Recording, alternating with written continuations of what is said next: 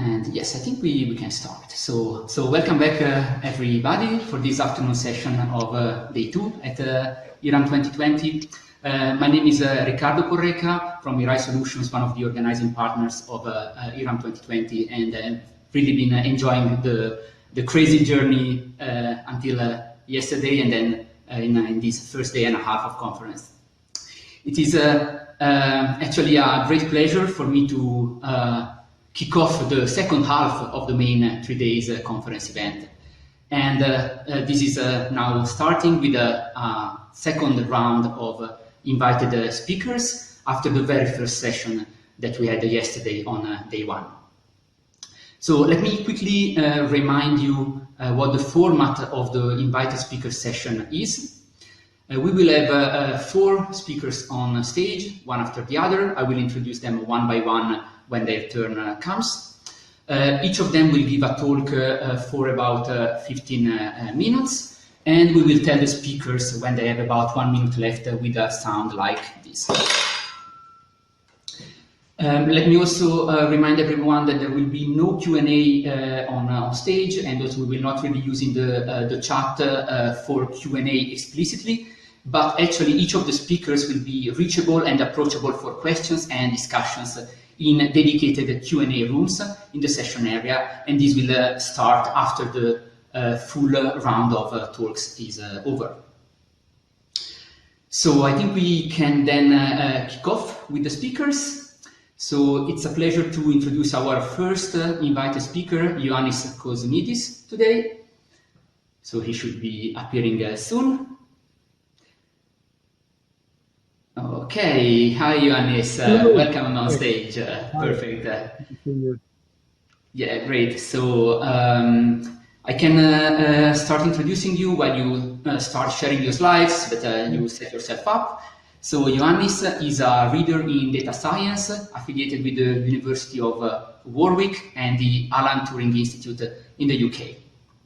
And yes, we see already your slides, all perfect. So today, Ioannis, as you can see, will be talking about and introducing us brquasi, which is a new package for quasi-likelihood estimation with a particular focus on bias reduction. So looking forward to your talk, Ioannis, and the stage is yours. Thank you very much. So I just turn off my camera now, yeah, right? Great. There you are. Right, so thank you very much. Thank you very much, first of all, for organizing this conference, this e-conference. I'm in Milan. This is how I feel now. I would prefer to be in Milan in person, but this is not possible. But thank you very much for organizing all this. I know it's a massive endeavor, and I really appreciate all the very careful organization. So one kind of stream of my research is on improving estimation and inference in modeling. And this is one of my latest attempts and results, actually, in this area. So I will focus a bit on quasi-likelihood estimation, something that is all around us, but perhaps people don't talk about it a lot. I will start with a simple example. So this is perhaps the first example of quasi-likelihood estimation is the incidence of leaf blots on barley. So it's kind of a parasite on barley that destroys barley leaves. And this is from an experiment on 10 varieties of barley tested at 9 sites. This dates a bit earlier than 1974, when Wedderburn introduced the quasi-likelihood function. So this is the DOI, a highly recommended paper. And the data is very simple. So basically, we have percentages recorded for each combination of site and variety. So you can see the structure of the data set here. You have 2 factors and the percentage.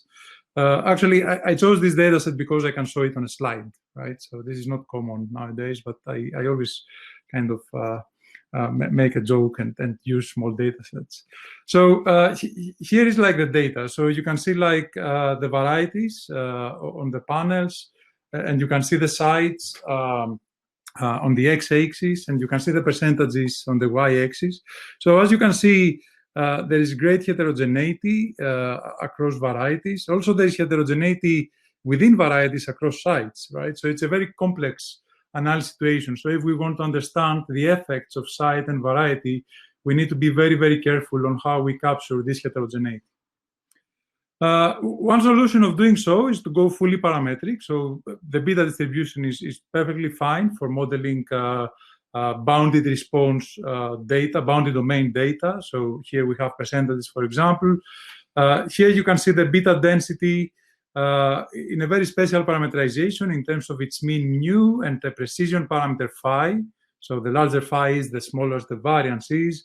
And here you can see how flexible the beta distribution is on the right, which makes it a prime choice when modeling percentages. So the idea then is to put a regression structure on mu with a link function G1, a regression structure on phi, and then do maximum likelihood. So this is pretty straightforward and is all implemented very well in the beta regard package. So in our case, we would like to have like heterogeneity in both sides and variety. So basically, in a beta reg formula, I'm specifying the mean regression part, which is this one that I'm highlighting. I hope you can see the highlights. And the precision regression part, which is already highlighted in yellow. And then I just go in R, I type beta reg, and I get an error. And basically, the error here is saying that invalid dependent variable, all observations must be in 0, 1. And this is kind of fundamental in beta regression. Once you write down the likelihood, you will see that you cannot actually define it once you observe a single 0 or a single 1. So regardless of how much data you have, a single 0 or a single 1 will return this error. So what do we do? There's kind of this very old framework that is really growing in me lately about quasi-likelihood. So basically, the idea is the following. Instead of specifying a full distribution, why don't we focus on specifying a mean regression structure? So this is the mean of the incidence of leaf plots linked with a link to a set of linear predictors and parameters. Then we pipe that with a variance function. I use the R pipes here just to, because this is an R conference. Then we specify a variance function. So basically, we specify this V mu. And then optionally, we might need independence, but this is not necessary. Then it can be proved theoretically that the estimates you get for beta have optimal frequentist performance in terms of asymptotic unbiasedness, very good efficiency asymptotically, asymptotic normality. And the way you can get the estimates is simply by solving a system of equations. So this is the system of equations. I'm not going to go through the math, but you can recognize immediately the Pearson residual in this equation scaled by phi and the derivative of mu with respect to eta. All this is implemented in base R. So basically, now what we can do is we can say GLM. We can put the mean regression we wanted. So this is additive effects of site and variety. Then we say that the data is in Barley. And then we say that the family is quasi-binomial. This is like a binomial variance. So V mu is mu times 1 minus mu. It's just that we multiply by a dispersion parameter phi here. Sorry, this would be variance of y instead of V mu. And then we get like this residual analysis. We can clearly see that there's some heterogeneity here, so we would like to do better. And the beauty of quasi-likelihood is that you can start tweaking this V mu function. Again, ignore phi here, it's a typo. So let's take squares. And this is already implemented in the Wedderburn quasi-family from the GNMR package. And you can immediately see an improvement in the Pearson residuals. So this was actually the motivating example back in 1970s about quasi-likelihood. Right. However, despite the optimal asymptotic properties of quasi-likelihood, the finite sample properties are not necessarily optimal. So I'm doing here a bootstrap with case sampling of size 10K. So I'm using this fantastic function from the car R package called boot, where you just say boot object, the function you want to bootstrap, the size of the bootstrap, and what method of bootstrap you want. Here we case sample, so we resample both y's and x at the same time with replacement.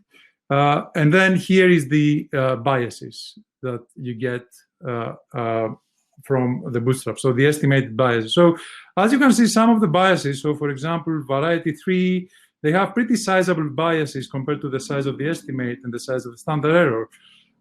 And a lot of effort has gone into statistical literature to try to alleviate those biases. So reduction of bias has received great attention in very early statistical literature. I can find articles from the 1920s, for example, in the literature. And here's a paper which reviews bias in parametric estimation. So this doesn't cover quasi-likelihood. And it also talks about the useful side effects that bias reduction can have in estimation and inference in general. So you can take a look at this article if you like. So there are a lot of R packages for bias reduction. As I said, this is a very well-examined topic. So you have brglm that does bias reduction for logistic, probit, complementary log-log, cost-fit regression. So binomial response models in general.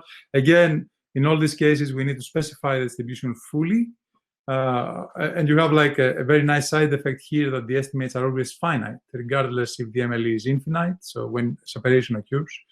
brglm2 is an extension of brglm that handles all GLMs except quasi-families, and there's a good reason for that. I will come back to that.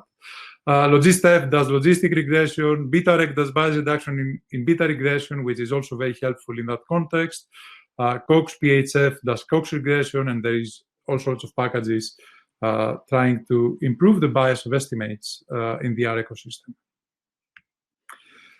However, there are no software solutions whatsoever for quasi-families. So, for example, if you load brglm2 myR package and then you just update M1 using method equals brglm_fit, that's how it works, you get an error which says that brglm does not currently support the quasi-Poisson, and quasi-binomial families. And there is a very good reason for that.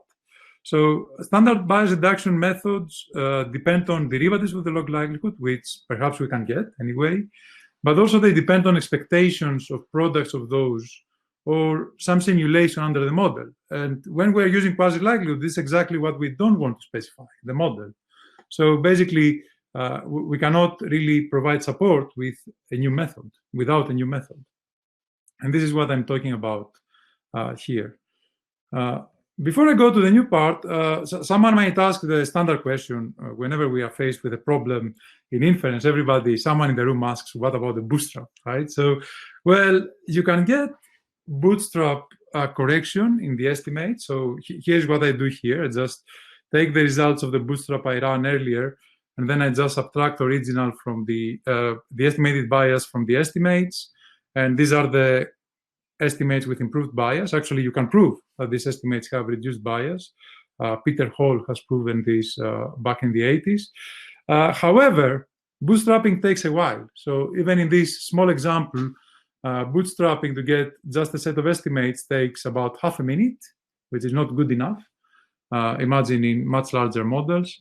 Also, it requires some under-the-hood conventions if the model involves factors. So, for example, if you check the simulation size used for bootstrapping is not 10,000, is not what we asked. Actually, it's 15 samples less. And the reason is that for some of these samples, a certain combination of factors from site and variety in the Bartley data has been removed, resulting in unidentifiability. So you cannot identify these parameters, and carboot under the hood drops these cases from the calculation of summaries. And also, even if you want to avoid case resampling and you want to go with a more semi-parametric bootstrap by bootstrapping residuals, for example, you can immediately see that you need to do some work there. So carboot won't do this for you, and for a good reason. So it says that residual bootstrap is not implementing the car function boot. Use your own boot function. So here you are on your own. You have to study a couple of papers and then implement an appropriate residual for your case. So all these are kind of a lot of manipulation, and also on top of that, there is a computational cost which increases even more if you want to compute standard errors. So you would need to do a nested bootstrap. So to calculate the corrected estimates and then to replicate these bootstraps within a bigger outer bootstrap loop in order to compute standard errors. So the computation time will grow very, very fast.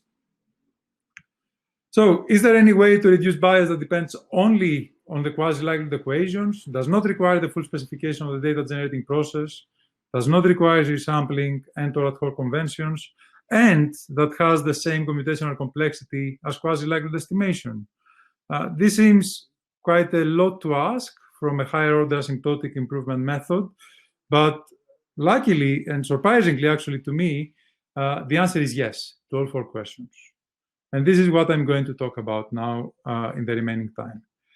So Nicola Lunardon, who actually is a faculty in Milano Bicocca, and I have produced a framework for bias reduction that actually requires only the derivatives of an estimating function. So this sum of u here is basically the quasi-likelihood estimating function. So this sum that I showed you very early in the talk. And this d is an adjustment which is appropriately constructed so that the estimate you get by solving these adjusted quasi-likelihood equations or M estimation equations gives you bias reduction. So this d might look complex here. I'm not going to go through the details, but all these j, u, e, and d are simply sums of products of the first 2 derivatives of u, which in the case of quasi-likelihood exist very happily for the majority of useful combinations of link and variance functions. Of course, I have done all the hard work for you. All this is implemented in the brquasi package, which implements a quasi-Newton iteration to solve the adjusted score equations. GLM as an interface is used as an interface, so you just simply need to say method equals brquasi fit instead of the default, which is GLM fit. And here is how long it takes. So if I simply update brquasi fit, you can immediately see that it takes half a second to get reduced bias estimates, which is about 100-fold improvement to Bootstrap. If you want to subtract the estimate of bias, you can do that even faster in about 1% of a second, basically. So the class inherits from GLM, and it's actually written in a very careful way to inherit all the methods, the usual methods that we use for GLM. And actually, most are supported by theory.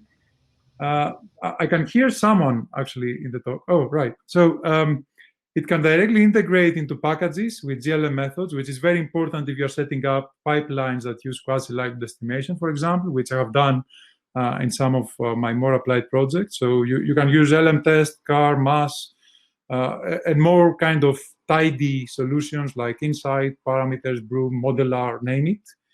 So this is a valid GLM object.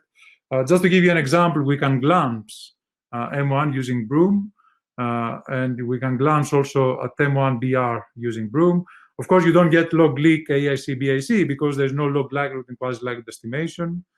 You can get the tidy table of the reduced bias estimates. Well, it's a table, but it's a pretty simple table, this one, so it could be a data frame anyway. We can augment M1BR. All these functions are very useful when you are setting up a pipeline. I can still get some input from another room in the world. I'm not sure what's going on. Yeah, I don't know if maybe there was an issue with the sound, but I think you're really running out of time, so you can maybe go to the wrap-up. Yeah, it's my last slide, actually. Yeah, perfect. So this is basically a quick introduction to brquasi. So it's available in GitHub. So there is an Kosmidis / missing here, apologies. And feel free to follow me in GitHub or Twitter, where I talk a bit about my packages. So thank you very much. So thanks, Ioannis, for your talk. Maybe what I can encourage you to do is to quickly write into the main event chat a link to the GitHub repo so that people can want to look at it, they can have a look later. So thank you again, Ioannis. So now we are proceeding with the We are now proceeding with the second speaker, who is Szilard Pafkar. So welcome on stage, Szilard.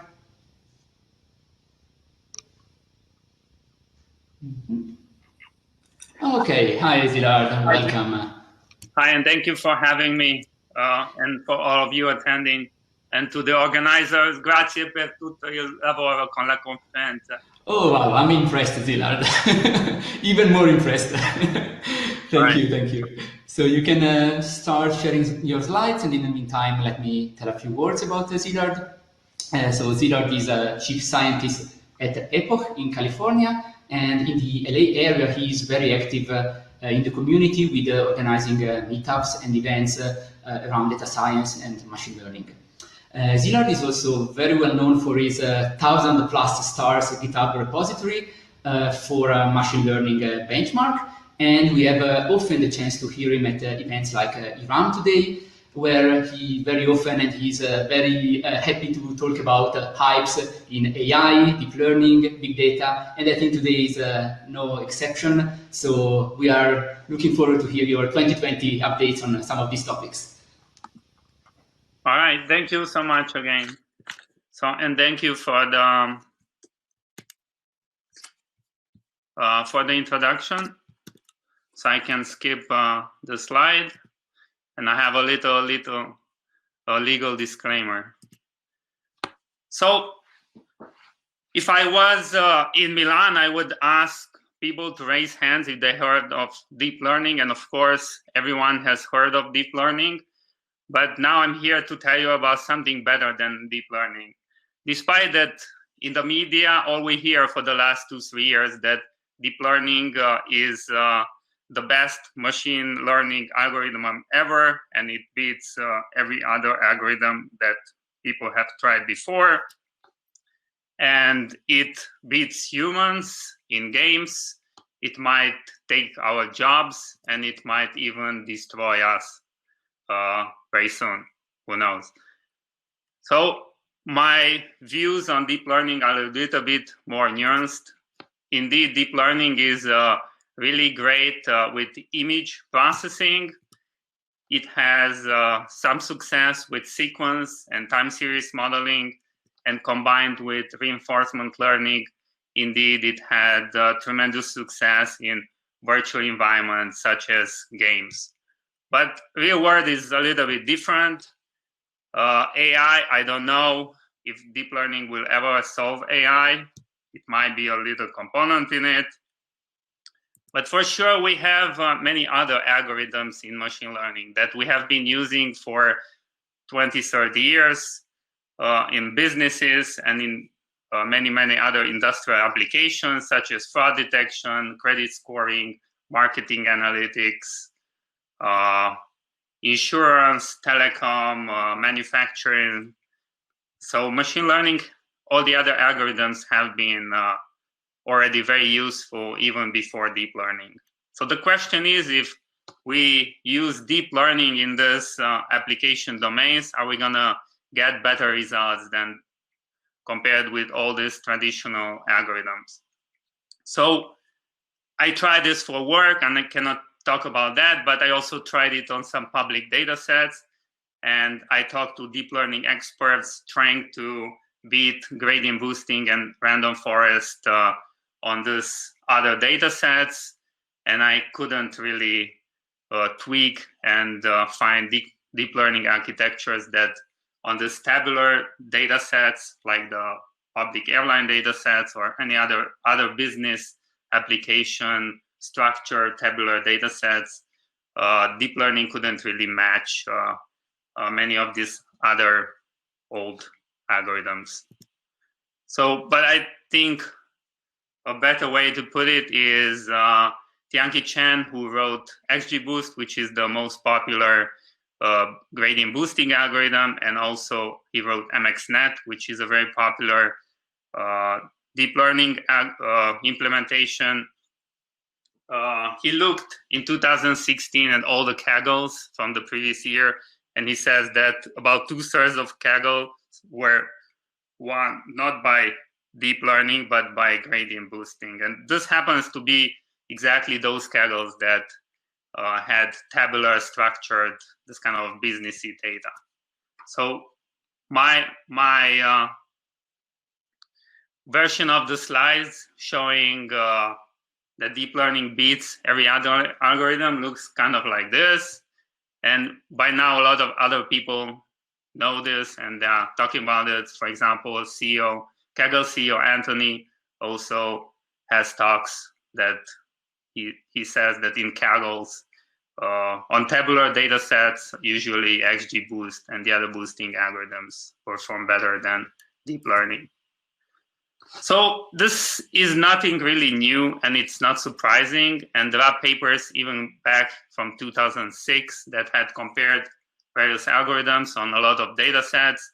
And I like to quote these two papers, which are still relevant. And they have shown that random forest, gradient boosting are very competitive with neural networks on many data sets. And indeed, myself, I started using GBMs in random forest in R around 2006. I didn't really know about these two papers. It's just that I happened on my problems to look at 10, 15 algorithms, try all the R packages that had implementation of supervised learning, and actually random forest and gradient boosting turned out to be the best. So my kind of short advice is, if you have tabular data, use GBM's random forest. If you have very little data, like a few hundred observations, probably you want to go with some simple linear models because they don't overfit.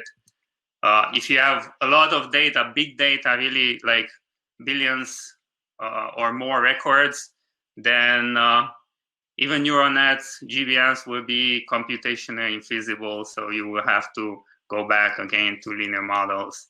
And indeed, if you have images or speech, then deep learning is the best for that use cases, so use deep learning by all means. So actually, you can see by now that it all depends.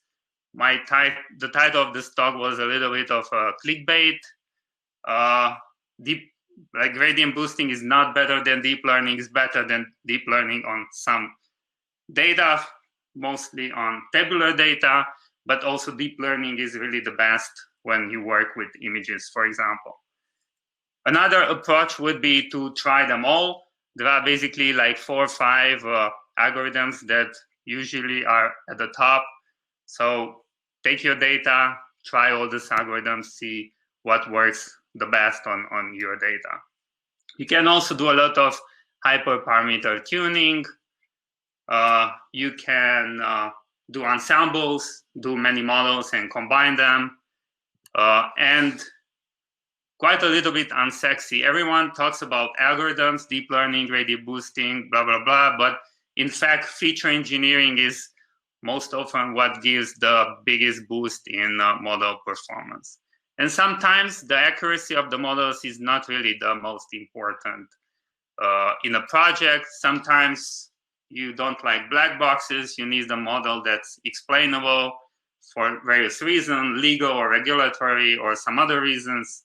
And you might not need deep learning or gradient boosting. You might want to go with like some simple linear models. So let's talk a little bit about gradient boosting. So gradient boosting is based on trees, decision trees. Everyone knows what's a decision tree. And the way to boost them is to train iteratively decision trees, and every tree is going to try to correct the error that the other trees have made. And at the end, you will average them. So you don't need to understand the formula. So if you want to get into gradient boosting, you can look it up later. I think more importantly is, if you want to use gradient boosting, you want to know which packages, which open source implementations you want to use. So I started to look at that many years ago, and I compared the most common open source implementations. And there is this GitHub repo that was referenced earlier. And I have several graphs that show the scalability of different implementations, like runtime and accuracy and memory usage. But I will give you directly the conclusion here. So the best algorithms are, the best implementations are XGBoost, H2O, and LightGBM. And all three of them have readily available implementations in R and Python. So it's very easy to start using them. So why not Spark? Spark turns out to be very slow and it uses a lot of memory. I will talk a little bit about that later. So Spark is not really the best tool for gradient boosting. But you will say that, hey, I have big data. I need big data systems. No, most often you don't have big data. There are surveys that prove that. And also, most likely your big data is the raw data. When you prepare your data for machine learning, you do the feature engineering. For example, from clicks, you get to like user features. This data will be much smaller and refined, and it will fit in the RAM of one server or even a laptop. So you can readily proceed with non-distributed machine learning tools, such as those available in R or Python. So what you need more exactly is a lot of memory. So memory is cheap. You can get hundreds of gigabytes of memory. Just buy it in your server or on the cloud. When I studied the benchmarks, this biggest instance has 250 gigabytes of memory, plenty enough. Now we have now terabytes available. And by now, actually, people have realized that we don't really need big data tools for machine learning. What we need is faster tools. And speed is paramount because, as I said before, we do cross-validation, we do hyperparameter tuning, we do ensembles. So many times we fit hundreds or even thousands of models. So if a model fit takes several hours, that would be too much. Either we would have to wait too long, or we would to spend a lot of money on a lot of resources to run these models. So I have another repo that's a little bit newer and revamped, where I took only the best tools and only GBMs, and I made it more reproducible. So there is a Docker file, so you can just run it yourself. It turns out that currently LightGBM, the open source implementation that was open sourced by Microsoft, that's the fastest. But if you have a GPU, then XGBoost has a faster implementation. So if you don't have a GPU, you have only CPU on your computer, use LightGBM. If you have a GPU, then try XGBoost. It will be probably the fastest. And kind of the same for memory usage. So LightGBM is the most efficient in memory on a CPU, and XGBoost on a GPU. But if you want to put your models in production, I really like H2O, because just with this many lines of code, you can wrap up and run a web service that you can make requests through the web with a RESTful API, and you get back the scores. So it's very easy to deploy machine learning models. And APIs matters. We want simple APIs because we want to be efficient. We don't want to write a lot of code. So all these packages have very easy to use simple APIs. And they have a lot of parameters. If you want to know a little bit more about how to tune the parameters, there are tutorials. Here are two of them. Also, my recommendation would be use early stopping, which means don't overtrain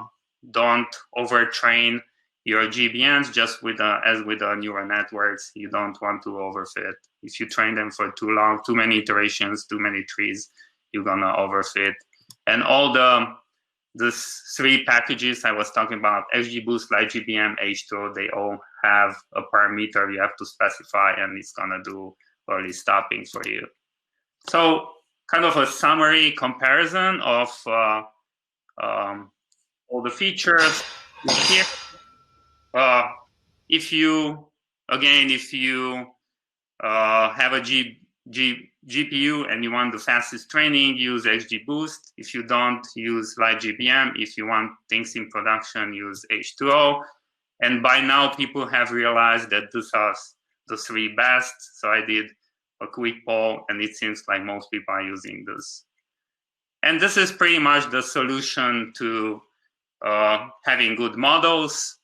A lot of feature engineering, then use LightGBM or XGBoost on GPU to get a lot of models, and then combine them in ensemble. And this is how you can get top-of-the-line performance and win competitions and so far. So if you have tabular data, GBM use you must, as Yoda say. If you want to know more, I have a longer talk, 40 minutes.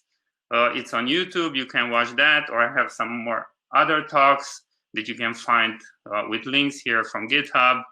And here are a lot of GitHub repositories I've done over the last few years related to GBMs. And feel free to contact me in the Q&A session of this conference or with any of these channels even after the conference. So thank you so much. Thanks, Szilard, for your talk. It was very interesting as usual to give us a good reminder about putting things in the right perspective, and also the importance of benchmarking. So thanks. I also encourage you. I also encourage you to maybe post some of the links either in the event chat or then in the session chat. You will be answering questions. I will do both, and also my Twitter. Great. Right. Thanks a lot. So our third speaker for today is Colin Fay. So Colin, please join me on the stage. Okay. So almost there. Oh, hi, Colin. Yeah. Okay, great. Your camera is maybe a little bit low. Okay. Okay. Yeah. Okay. Very good. So you can start sharing. That's great. Okay, perfect. Stop so my yeah. So okay. Very good. So I'm very happy to introduce you, Colin. Colin works at ThinkR, a French-based company where he doesn't just think about R, but he also does a lot with it and to it.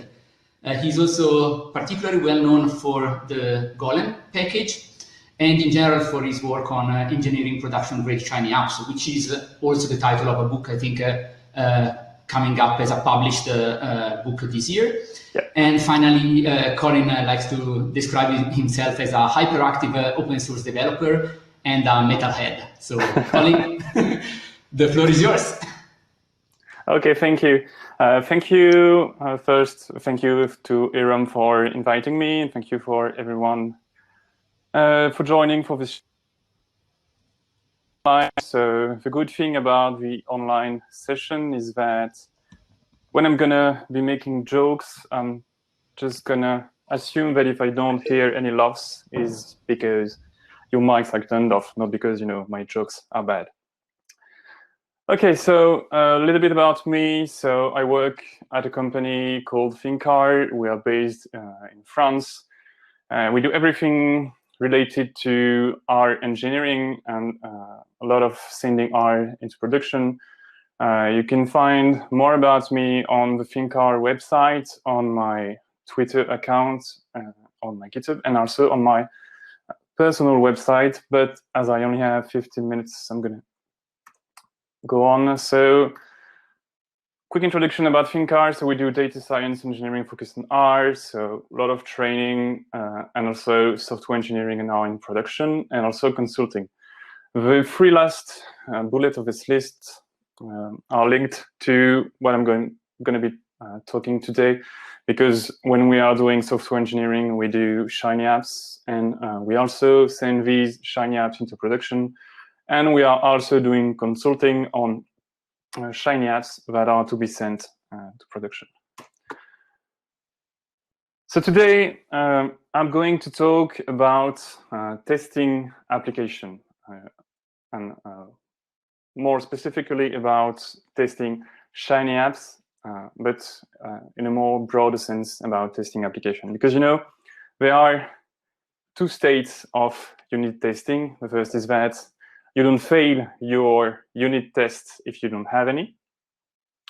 And the other state of unit test is people just writing 10 lines of unit tests for just one line of code. And these are two things we find in the wild, but I think there is something in the middle ground where you can write good code and good unit tests. And this is, I hope, what you are going to be doing after this short talk about testing Shiny.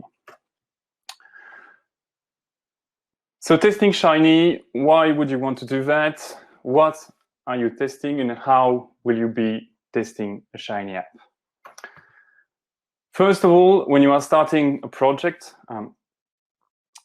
you have to assume that everything that is not tested will at some point break. That is to say that you can have small portions of your app, small portion of your software that pass unit tests, but that doesn't prevent, you know, the whole ship from sinking. So basically, this is from the developer point of view. So if you are developing an application, you have to start with this idea in mind, this small spirit that everything that is not tested will break. The other side of testing is this quote from Jenny Bryan that says, if you are writing a software that has no automated tests, you are the test. That is to say that if you are not writing tests for your software, for your application, for your Shiny app, you are expecting your users to find these bugs. So don't let your users be your unit tests. That is to say that you have to catch the bug before they happen in production. And also another thing that we don't talk that much when we think about testing Shiny app is testing the application load. So when we talk about application load, it's how many CPU, how many RAM your Shiny application is going to need when it's deployed on production server. So yeah, this is a little joke about Shiny application we've audited lately that you know, needed a lot of RAM and a lot of CPU, and basically we did simulation with deploying this Shiny app as is for a lot of users on AWS, and we reached like something like $100,000 a month for this Shiny app. So basically the idea is that you need to write tests also to control that your app is not taking too much load, not taking too much RAM, because if you need to deploy and to scale it, you need to have this under control. And at some point, if you are taking too much of your computer RAM, you might need to think about another infrastructure, for example, deporting, you know, the data or the computation to an external database or things like that. And also, don't DOS your own server. This is a joke because when I did this audit on the application load, I deployed it on our connector, and I just simulated very high load on this Shiny app, and basically it just cluttered the server, and the server for our connect was down for I think 1 hour because I just like DOS my own server by testing, by simulating a lot of load on this Shiny app. So to sum up, why would you want to do that? so that you can safely collaborate on a project. Because if you're working as a team, you need to be sure that when you pass your code to someone else, they are going to safely be able to write code without breaking the code base. You can also be sure that you are safely changing elements in the project, because if you are changing something and the tests don't pass anymore, it's because you have broken something. So there is nothing worse than sending something to production and realize that once it's in production, you have broken something. That also allows you to safely save the application to the end users. That is to say that they are seeing a version which is not failing. That helps to prevent you from spending millions and millions of dollars on AWS, because I think Jeff Bezos is rich enough, so if you can prevent your company from spending that much money, that might be nice. And also, you don't clutter your own server. That is to say that if you are deploying on something which is not AWS, so server like AWS, just scale as much as you want. But if you are deploying on your own server, if you reach a peak of visitors, you have to be sure that your own server is able to handle these much requests. So what do you test? So this was the why of testing. What do you test when it comes to Shiny application? First of all, the user interface. User interface is what the end user sees and what the end user interacts with. That is to say, the general design of the page, but also all the things that they are clicking on and everything. So one advice is that if your time is limited and if you have to choose, I would suggest to not focus too much on testing the UI, because what you want is to test the business logic, that is the backend functions. I think it's more important to be sure that your algorithm still returns good values, that your graph is still correct. It's more important to test these things than testing that the color of a title is still the same or the same size or things like that. So if you have to choose, I'd suggest focusing on the business logic and on the application load. How much RAM and CPU does your application need? For testing the business logic, that is the backend, I strongly suggest doing Shiny App as a package. That is to say that you are building the backend function of your application inside the package as standard R function. So you can leverage the standard testing frameworks like TestVat or others. That is to say that you can use things that are well known and that work well. So for the business logic, working with Shiny App as a package helps for this. If you want to test the user interface or the front end, there are several tools available. So Shiny Test is a test for the visual regression of your application. That it says that it still looks the same.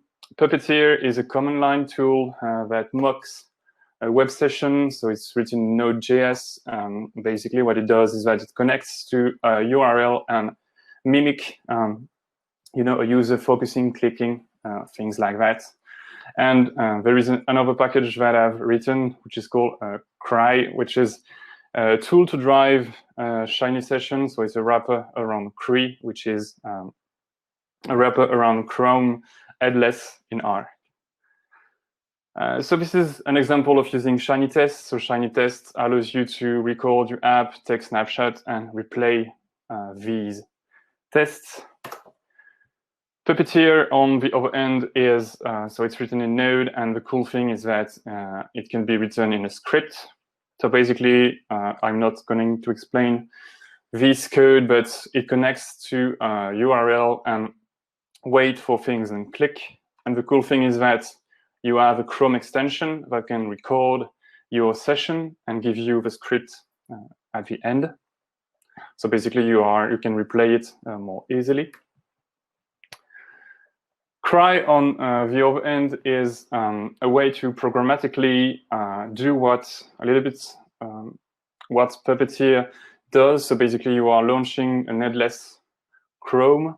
You are waiting for the Shiny app to be ready, and then you can set inputs. So basically, it's a for loop here, and you are setting a list of inputs to the Shiny app, and every time the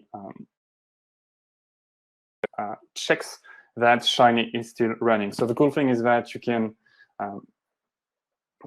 programmatically test that your application still works. Another cool tool I like about testing the UI is gremlins.js. So basically, it's like launching a horde of gremlins that click everywhere on the app. So it's a cool way to see if your application can handle unexpected inputs. And it's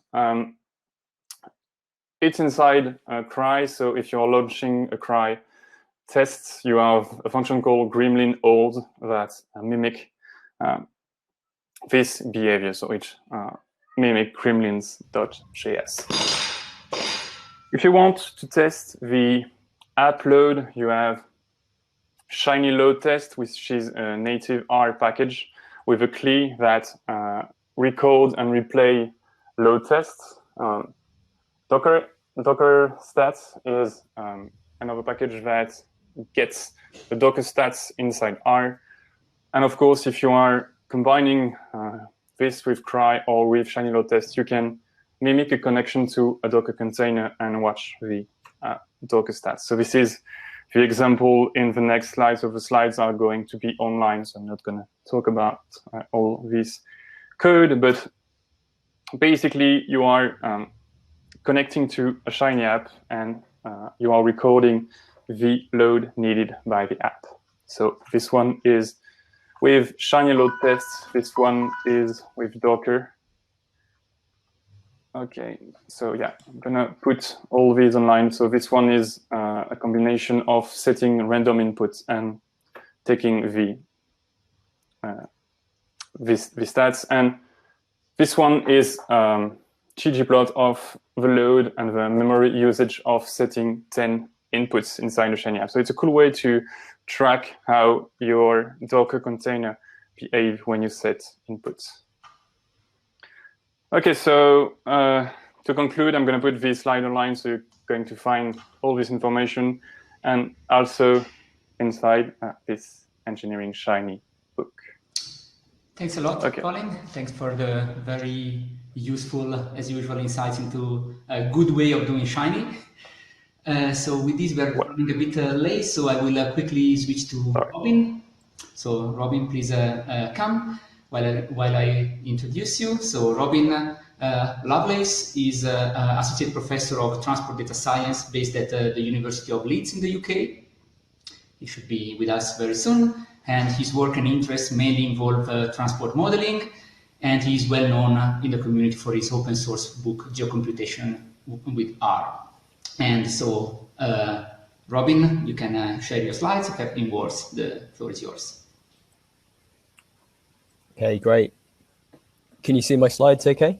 This is just this browser at the moment. Perfect, great, yeah. Okay, fantastic. So hi everyone, and thanks for inviting me to this amazing completely online, and I find immersive, interactive conference. It's Hopin seems to have incredible functionality, including where you can simulate just going around and meeting people.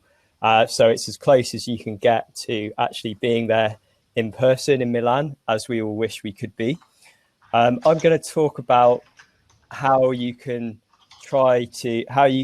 convert your code into policy impact. So it's not so much about the code as previous talks have been, and it's really starting to move towards once you've written good code that is analyzing an important problem, how can you use that to inform policy and hopefully change the world, improve the world for the better, or maybe even in some small way, save the world?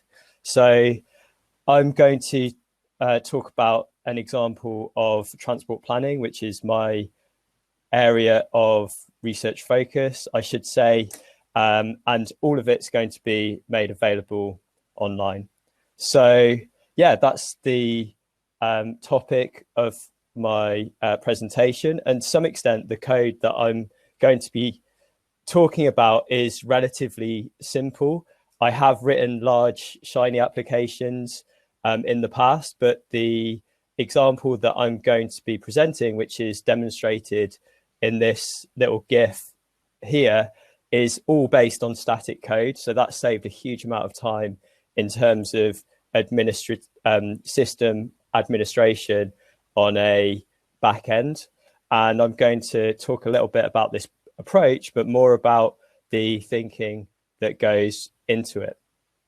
I've got a very long abstract, which I'm certainly not going to read out loud, but basically I want to talk about how reproducible code links to this idea of reproducibility in the context of the definition of science. So we want our code to be as scientific as possible. And I believe that if we make our code as reproducible as possible, that can also help in terms of ensuring that the code and the project that it's part of has a large influence.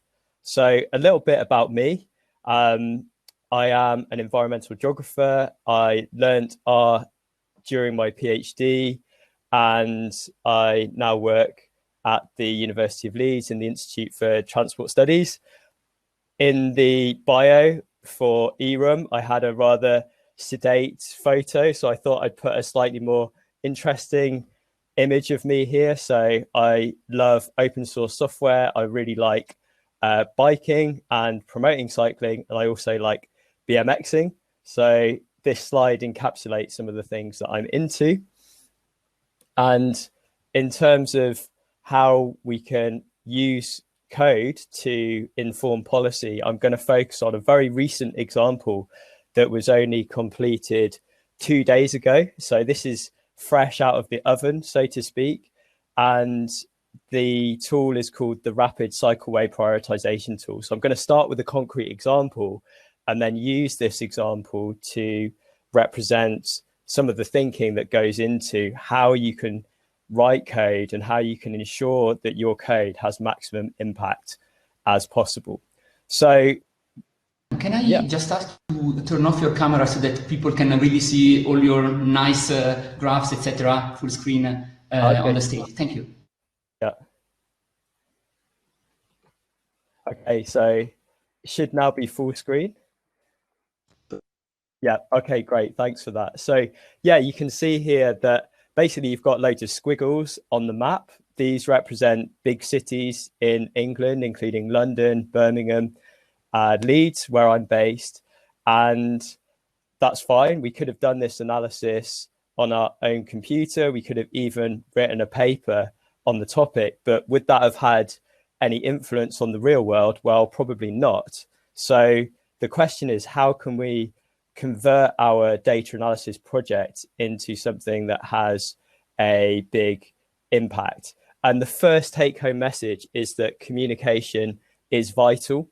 That's if you do code and you're the only person that knows about it, obviously there's no way that that can have an impact outside of your own mind, essentially. So of course, it's great to see now most people are sharing open and even reproducible versions of their code and reproducible slides, and these slides are reproducible. So we use GitHub as a platform for sharing code.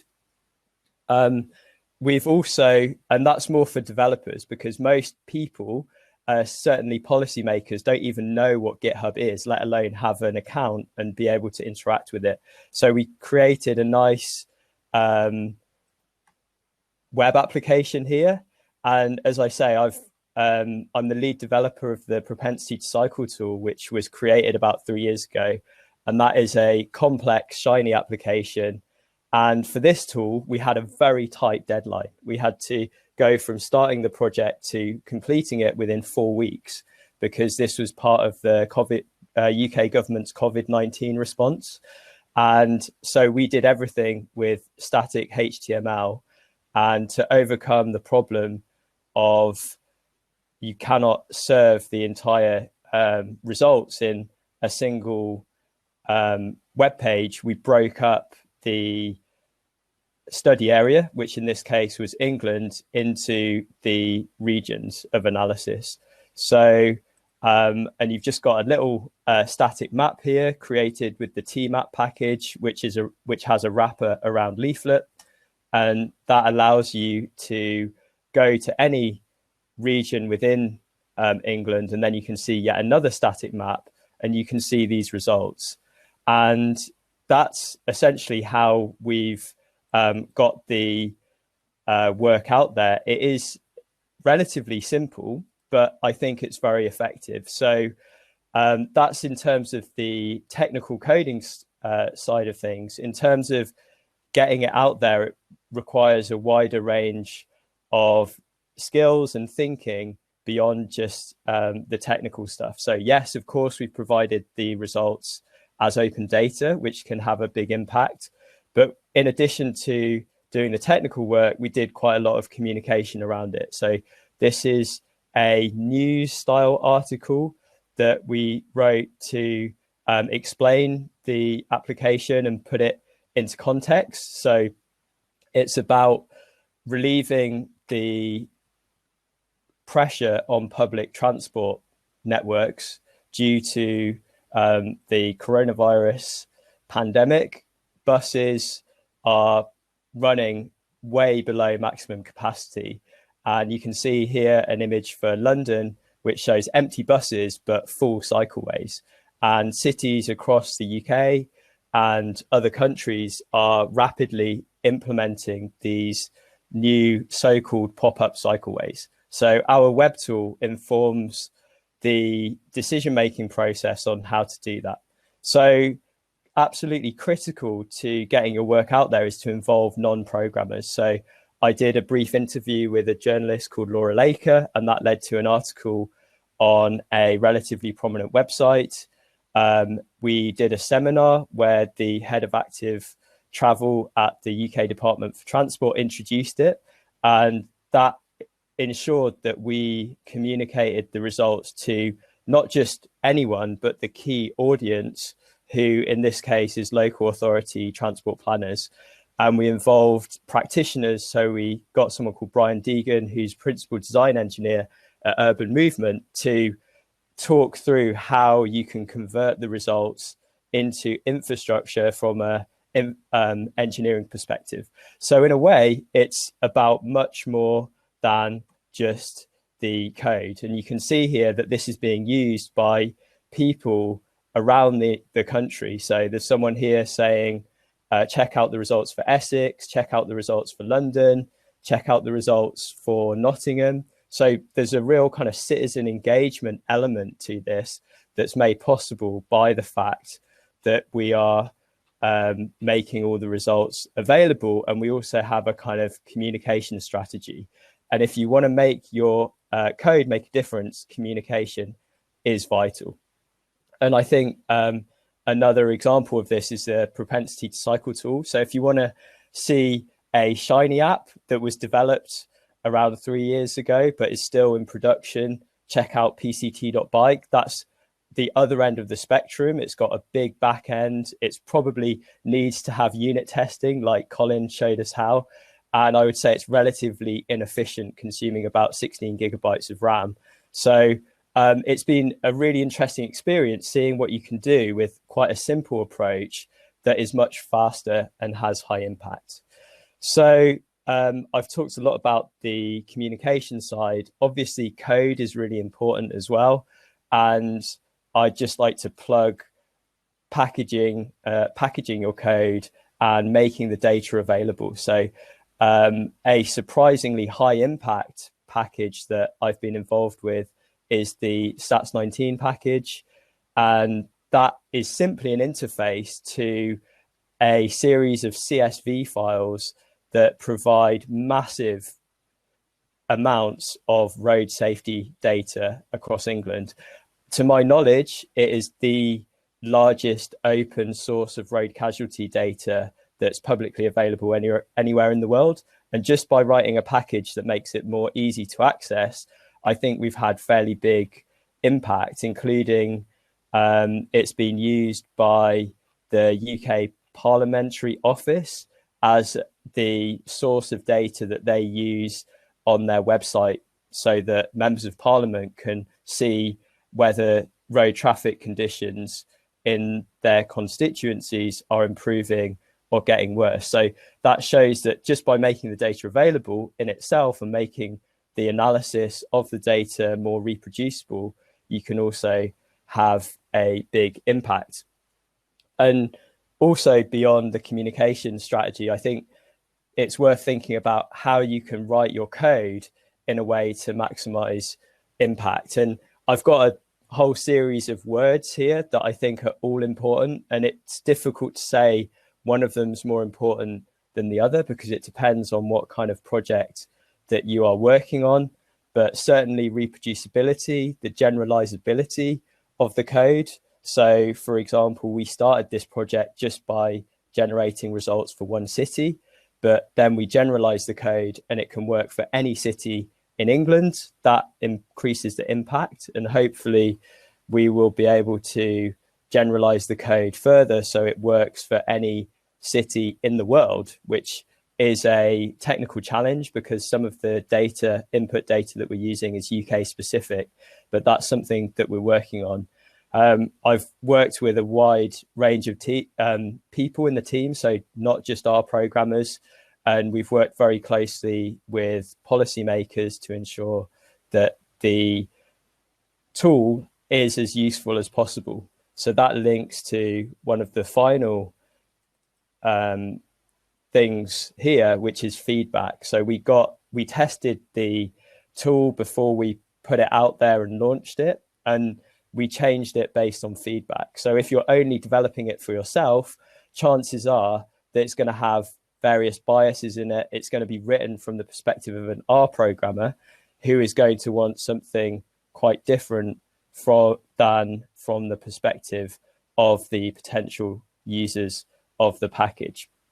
And obviously packaging and promotion, visualization, all these things are really important. And the final point is about adaptability. So if we need to do this again and update the results or do it for a different country, the code should be adaptable, which means clean, tested, and easy to rerun for new contexts. And I've got a very brief reproducible example here, which shows how we've tried to make the results from a previous project, which was the propensity to cycle tool, as reproducible as possible. So just 3 lines of code, you can load the package, load the key result, which is this route network layer of cycling potential, and then put it on an interactive map. And I think the interactivity, which links to Colin's talk on Shiny, is really vital. So there are many approaches to getting things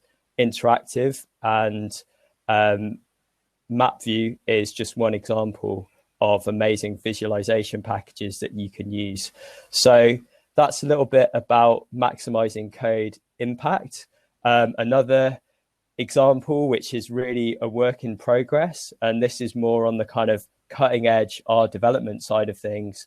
SF Networks is a brand new package that combines spatial data with graph data so that you can represent road networks and other phenomena as both spatial and graph network data. And I think this is a great example of how we've built impact in early. We promoted it, we have a diverse team involved, and that's also quite exciting from the perspective of someone who's been working with transport data for a long time. So check out the in development SF Networks package if you're interested in this kind of stuff. But SF Networks is very much under development.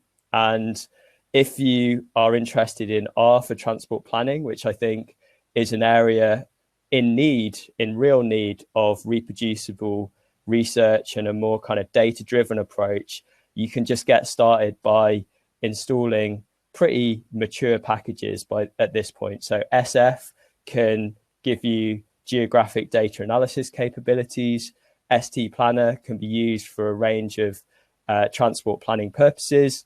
And OSM data is a mature package for downloading OpenStreetMap data, which is what we used in the rapid cycleway prioritization tool.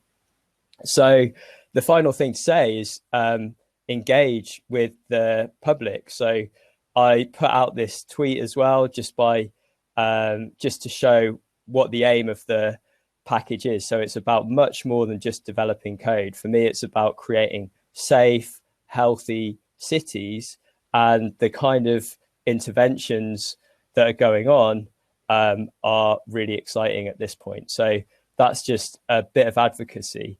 And the final slide that I've got has got some links to key references here. And I think the final thing that I want to say really is, even better than reading academic papers and writing code is just getting in touch with people, find out what the big problems are in your area. And if you say to someone, oh, do you know any way that a data scientist could help with your work? I guarantee that you're going to get a positive response. So yeah, find the problem rather than creating a solution and then retrofitting a problem onto it. So solutions focused research is important. So that's everything from me. I look forward to any questions in the main stage, and thank you very much for your time listening.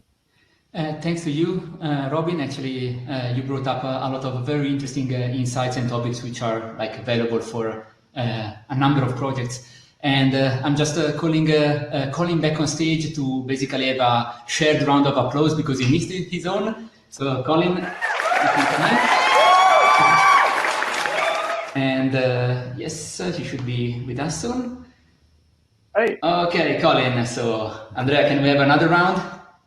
Okay, great. Thank you. Thank you. And for everyone, I think there is plenty of topics that the community would like to discuss with you, ask you questions about. So just a reminder for everyone, join our amazing 4 invited speakers for today in the sessions area and ask questions there, discuss and chat and enjoy.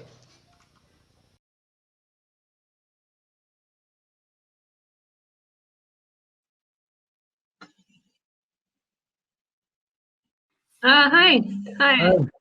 Sorry, just realized that I have the power to add people or not. It's a good platform, hoping. Yeah, it's a lot to get used to, though, isn't it? Yeah. How are you doing? Very good to see you. Yeah, good. Thanks. I enjoyed your talk, and I think we have a few people watching, so I guess we shouldn't have spent too long catching up. I had a couple of questions if nobody else is going to chip in. Yeah, sure. One was, so now we have methods for quasi-families and all families then, I think, in GLM. Is there any reason why we shouldn't use the bias reduction version by default? Well, I guess for quasi-families, no. So basically, you can keep it as a default via quasi. The reason I'm saying no for quasi-families and the answer is unclear for parametric models is equivariance, right? So in a sense, once you set a quasi-family, you accept that this is what you want to estimate. While with parametric modeling, people are more concerned about preserving invariance. So when you transform the parameters, you would like to get the same properties that you have on the original scale. So a trivial example is, sigma squared, for example, an unbiased estimator for sigma squared take the square root of that, you don't get an unbiased estimator for sigma. Right. So, but as far as quasi-likelihoods are concerned, in a sense, by setting an estimating function, you are kind of setting the target, right? So you know that already. So I would say that brquasi can be made a default. brGLM2, which is more parametric modeling, no. So I think the user somehow has to think a bit more with brGLM2. So that might go some way to answering my other question, which was why you have a separate package for the quasi methods. Yeah, so this is one reason, of course, because you know, there are like some intrinsic differences on how you implement those things and what actually the dispersion means in the two model classes, if I call them like this. Mm-hmm. So I started actually, there's a branch in brGLM2 which tries to implement brquasi in it. Okay. But then I hit a wall, basically. So I decided that a different package is best. Also because there are like some details which are in the help file of brquasi control, where you can fine-tune a bit more the estimation for brquasi than which do not apply to GLMs directly. Okay, right. All the options. So, for example, one option is to reduce the bias of the dispersion parameter as well. So, if you trust the variance specification that you have, if you can ever say that, I don't know, but you know. If you trust the variance specification that you have, then you can actually, you might want to reduce the bias of the dispersion parameter and the regression parameters at the same time. Okay. Which improves standard errors. So all these called for a new design, a slightly new design. So it had to be a different package. So one is the conceptual difference between the two approaches in terms of invariance. And the other is some design decisions that basically the way brGLM2 was designed wouldn't provide the right platform for providing the most general solution for quasi-families. Yeah, so, I see. Yeah, yeah. And brGLM is now deprecated, is that right? So it's not deprecated yet because it has, there are quite a few things depending on it. So the idea is that, so brGLM has a different, so it was the first package I wrote. Just to, perhaps I can give this story here because some people might be wondering. So brGLM was the first package I wrote and it was doing only binomial response models using an iterative adjustment to response net totals type of method. So basically, you are doing repeated maximum likelihood fits to get the reduced bias estimates. Right. This wasn't extensible for all GLM families. And because there were kind of a lot of things depending on it, and discussing also with you at some point, and with Achim Celis, you know, the best kind of approach seemed to be to roll out a new package, which I can extend also with other bias reduction methods. So brGLM2 is much more general, so it does what brGLM does. It does more families and it does all sorts of adjusted score equation methods like median bias reduction, for example. Okay. For GLMs.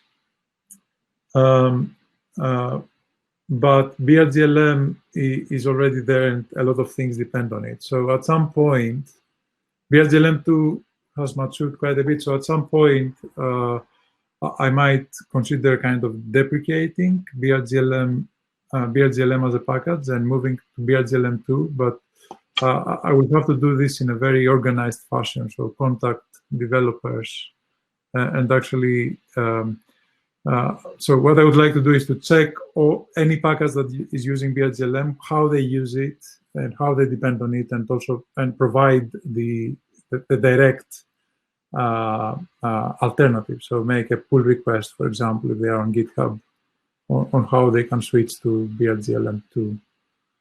But this might take a while. Yeah, quite a bit of work though. Yeah. Yeah. Is anybody else trying to join? Can you see? I cannot see any other name at this stage. I can see a few people are watching the discussion, but okay. No one. If anybody else puts questions in the chat, we can address them. Yeah. So I see the brquasi package is just on GitHub quite recently. Yeah, actually today. Yeah. What sort of stage? What are the plans for it? So it should appear in the next month or so. So basically, we're currently, I'm kind of aligning this work with the revisions of the paper, as you do. Mm-hmm. Yeah. So basically, I would like to have it in CRAN in the next month or so, fully documented with some vignettes as well, and the proper README file. Yeah, that would be good. Yeah. Yeah, but of course, yeah. If you have any ideas on that, you know, or how you can interact. I know you have done some work on quasi-likelihood at some point, right? A little bit, yeah. Yeah. So if you have any input or ideas, this would be most welcome coming from you, of course. For applications or for? Yeah, for applications or for potential uses of brquasi in general. Okay. Yeah. Yeah.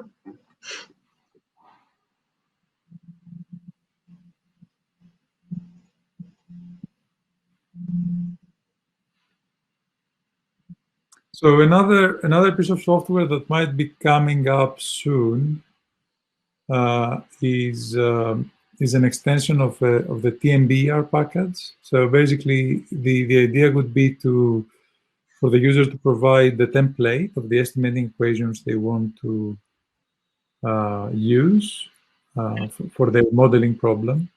And then bias reduction will be done under the hood by using automatic differentiation, so RCPT-AD. Sorry, what was the package? So the TMB, the template model. TMB, right. Yeah, so Tango, Mama, Bravo. Thank you. We currently have, it's not the right forum at all, actually. Some people might raise their eyebrows now, but there's a Julia package that we implemented and does this simply because automatic differentiation is more coherent in Julia, so you don't have to go through a C++ layer. So this does it there, but there will be also a TMB, an R equivalent, but we have to go through the C++ layer in the absence of automatic differentiation solutions for our code.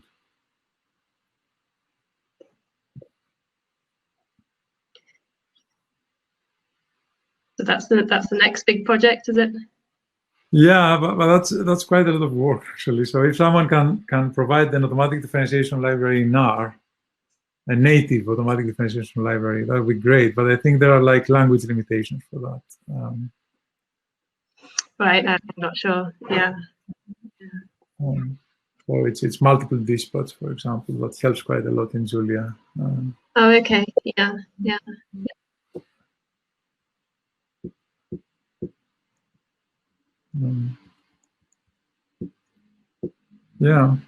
So another direction, actually, I used, you know, I'm a big user of GNM, of your R package. So another direction was to provide the required derivatives through an enrich with template for GNM. Okay. And then have bias reduction directly for GNMs, basically. This can be done either fully parametrically or using this more empirical version of bias reduction that I presented today.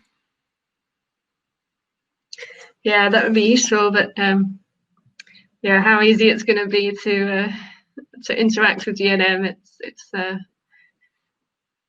Well, I get so. When I was finishing my PhD, I had to study your very nice code, actually. The interaction shouldn't be hard, because there is actually an iterative regulated least squares iteration. Yes. Under the code, right? So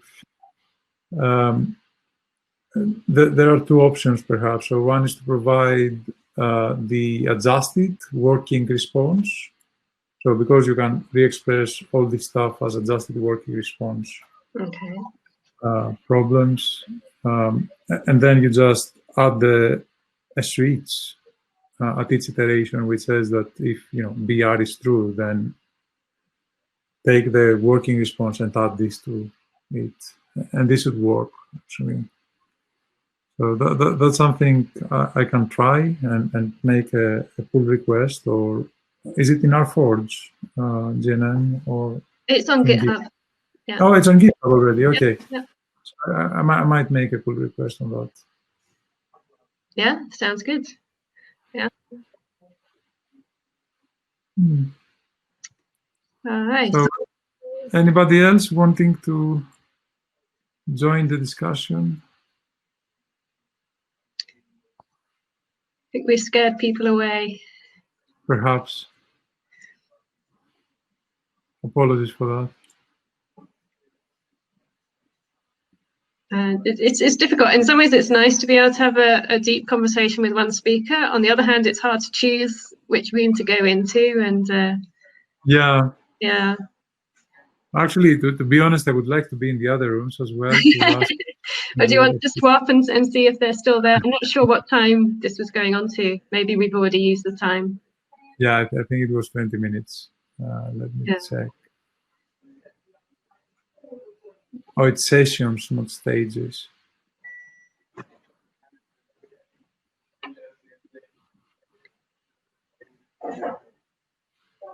No, the other ones are still going on. Yeah. Well, I'm happy to let you go, and nice to catch up, and we'll stay in touch. Yeah, we'll stay in touch. Okay. Good to see you together. Bye. Bye.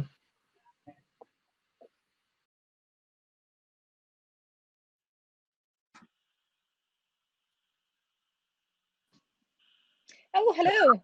Hi. Hello, how are you doing? Very interesting talk. Thank you very much. I really enjoyed it. Thank you very much. Thank you so much for the kind word. That is all right. That's always on my own in this world, only thinking that's why. That's why. Yes. When you're talking about benchmarking, I often think the benchmarks, I don't know about you, but they can be the data can be quite small, and we cannot test the real computation and ability of this real technique, because the people with big data, some of them said, oh yeah, ML can sort all the issue with it, it's working, and some others, we scratch our head. Actually, no, computation is quite challenging, and they need big clusters and big AWS machine and all this lot to be working. So how come they are efficient? Something needs to be done. What's your view on that?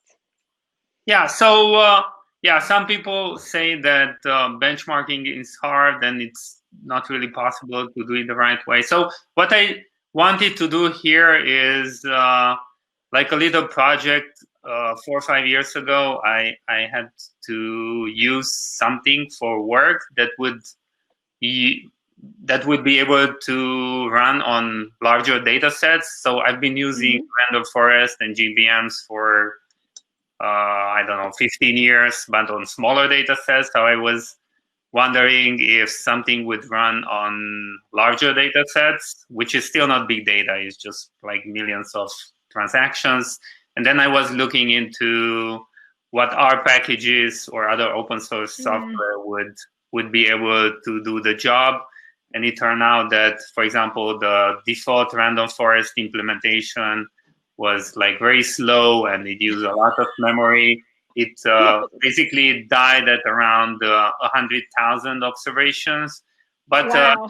But the other package, so this was before XGBoost existed, but there were many other packages like for Random Forest Ranger, and there were others that would H2O started at that time that could fit the bill. So my kind of benchmarking was, the goal was kind of not really find the one that is the most accurate or the fastest absolutely, but something that would even work on a few million transactions on one server. And the other thing is that all the big data tools have been geared towards big data, but it turns out like the marketing is very nice and they make you think that it will run on big data, but actually those tools, they died on smaller data actually earlier than this non-big data tools. Actually, and they were super slow. I'm not surprised because in my own world, I've done a lot more genetic programming element to that. And on a generation of algorithms to do NP-hard problems, some algorithms that, for example, solve the TSP for China, they just can't find the minimum of very small country with 30 cities in the middle of a desert. They don't even have mountain chain in the middle to stop them and bring even more chaos into the, the optimization. So I think different algorithm works in different element and different size of the data. That's another element sometimes. And if you want often in ML, they don't do that. They don't mention it. Yeah, if you want accuracy, I didn't get too much in accuracy because I think that depends a lot on the data, but the computation speed depends less. So if something is 10 times slower than something else on one data set, it is going to be slower on most of the other data sets as well. So my goal was just to get rid of the worst, and it turns out that a lot of the implementations are really bad in the sense that they are like 10 times slower than the best ones, or in case of Spark, like 100 times slower, 100 times more memory usage in some cases. So it's just choking. You cannot add more nodes. It's not gonna help you fix the problem. So I don't play. I could beat Spark on a cluster with like a small laptop. Yeah, which is very, very good. Because what I've noticed, I came across the GLM functions recently. The team I'm working with now, they're doing on federated analysis. So we distribute all these results basically and group it all in one big way. So it's quite challenging to do that. But the way the statistician do the same issue like we work in machine learning, the statistician said, oh, we try all these different distribution and we pick the one that works best. That one works best. Great. So now we try a bit of parametrization. They call it model fitting. There you go. That's a keyword. And then the model fits. Great. And we do it much faster than on this neural net and all this thing we're doing in machine learning. And that was quite an eye-opening thing, thinking, why do we use non-deterministic system on that one? Why don't we use that now? Try to put a bit more knowledge, cut the thing, and then try to define it differently. Other questions. So if someone wants to join this, it's a moderated panel. So you would have to click a button and say that you want to join. And then I would have to, I don't see anyone here waiting in line, but if you want to join and you cannot join, I don't see you, then write here in the chat. And maybe we can see Marco has some questions here in the chat. Marco, you want to join the discussion maybe?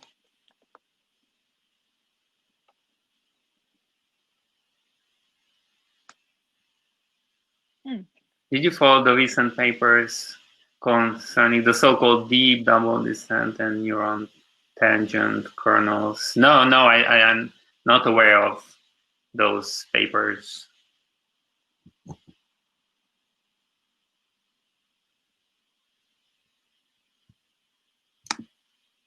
Okay. Interesting. Yeah, I guess. I mean, you can ask something else. No one else. All right, I didn't want to take over. Yeah. No, So no, that was quite. What's your thought of random forest? Yeah, I love random forest. So my experience was that on like somebody else. So before I use GBM, I use random forest. So random forest is really great in the sense that it's easier to use than GBM. You don't need to tune it, and it beats GBM on around like if you have only a few there. Hi, Sharmin. Hello, Sharmin. Hi, can you guys hear me well? Yeah, yes, we can. Oh, my name is Shalmit. I'm from Nairobi, Kenya.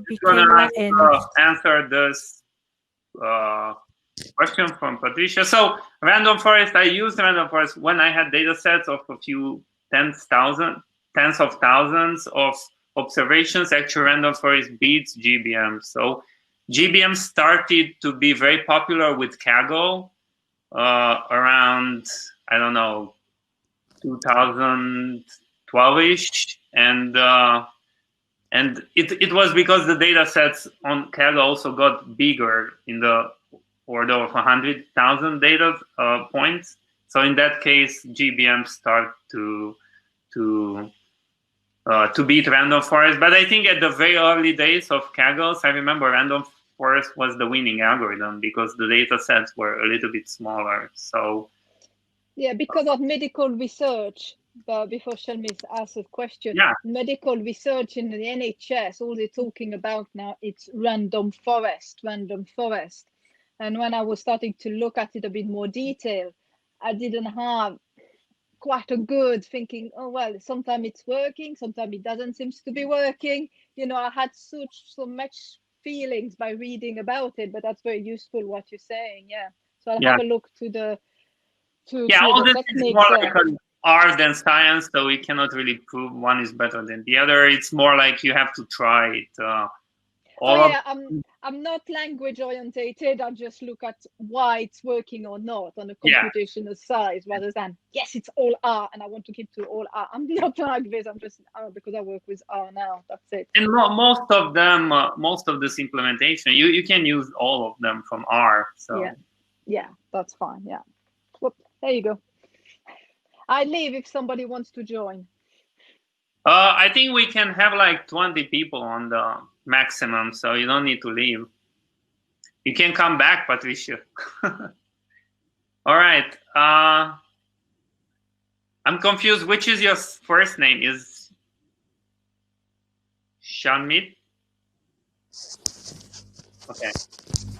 Yeah, sorry. I didn't have a question per se. I just wanted to take part in the Q&A session. But I really loved the part where you said sometimes, like most of us fit machine learning models that we need to explain. I've worked in an econometrics firm where it's not all about getting the right model, like the best model. Sometimes you also want to tell the client about how different factors explain or affect their dependent variable. So I really love the talk. I had a discussion with a friend sometime, and there's a statement they made. There's a reason why people don't. There's a reason why people don't like random forests. I don't know why. For me, random forest always works for me. Yeah. I don't know why people have issues with random forest, but yeah. All right, Marco, Massiliano, you guys want to join? Otherwise, maybe there was a question here. For Marco, which GBM method makes best? However you want to measure best, use of categorical variables. Both for factors or just a few levels to factors with many levels. Yeah, great question. So yeah, I don't know which is the best. I think you probably want to try all three of them.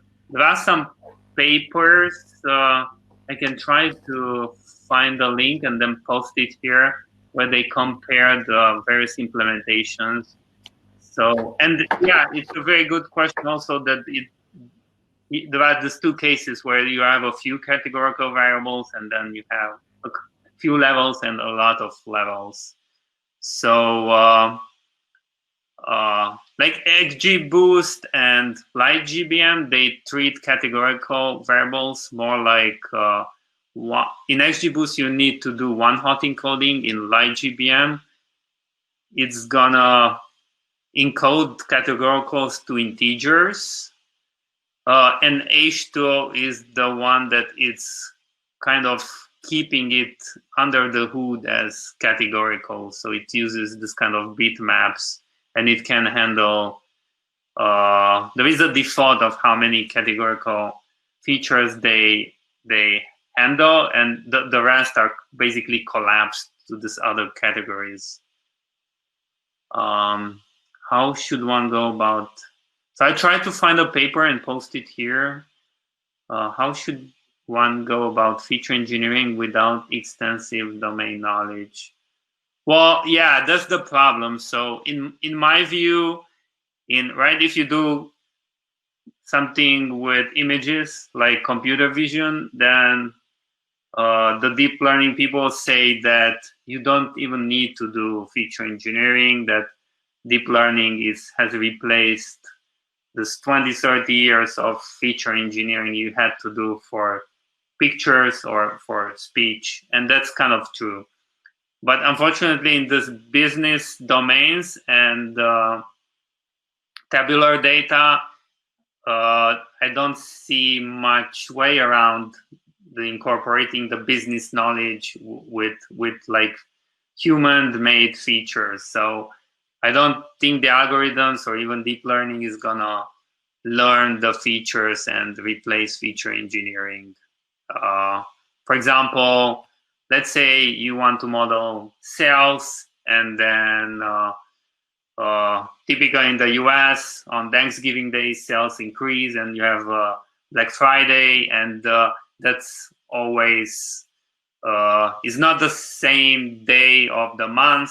Every year is a different, and basically no deep learning or any other algorithm will kind of figure out which is the day of Black Friday this year or that year. So you would have to create a feature that this day is Black Friday and put it into the model. So I don't think you can really right now with any of those models replace feature engineering. And yeah, visualization is very important in like feature engineering and even before the EDA. Yeah, and EDA is super helpful to find things in the data, errors, and also find features that would be helpful. So indeed, yeah, I don't think anytime soon we will kind of automate feature engineering in business domains with tabular data. Okay, and let me see. I will see this paper. Okay.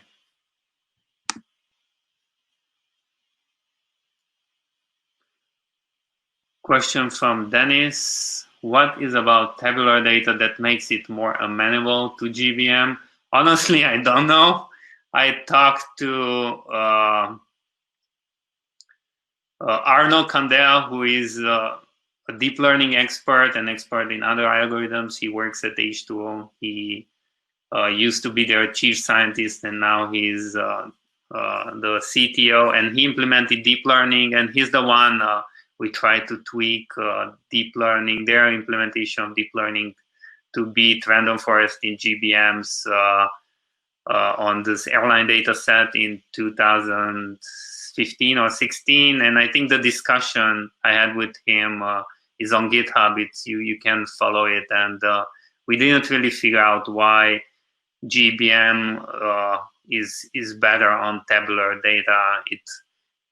His guess was that somehow it kind of splits the space in a more efficient way than neural networks. So when you have categorical variables, and when most of the tabular data sets they have, it comes to putting categories in one bin and putting some other categories in other bin. And neural networks, the way you deal with categorical variables is you do one-hot encoding. And it seems like GBMs are in a way more efficient to find a good separation in those problems. So I will let Marco in. Let's see if that works. And please join. We can have up to 20 people joining the discussions with video.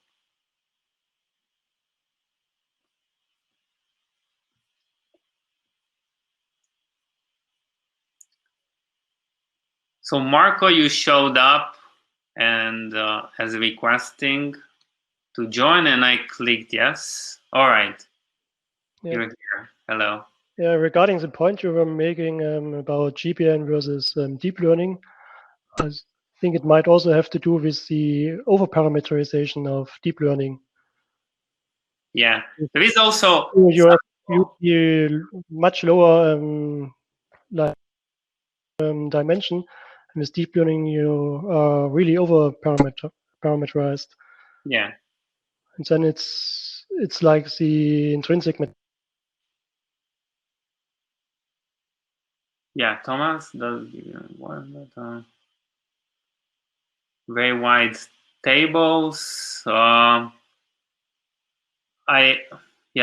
don't know about that, but my guess is that probably yes.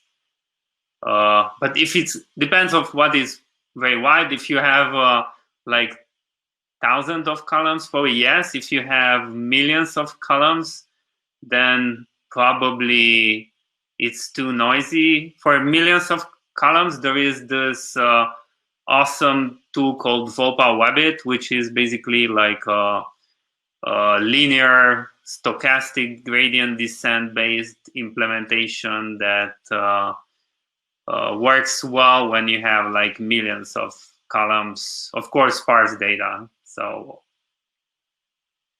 oh yeah, I see the rest of the question. Yeah, with natural language processing, yeah.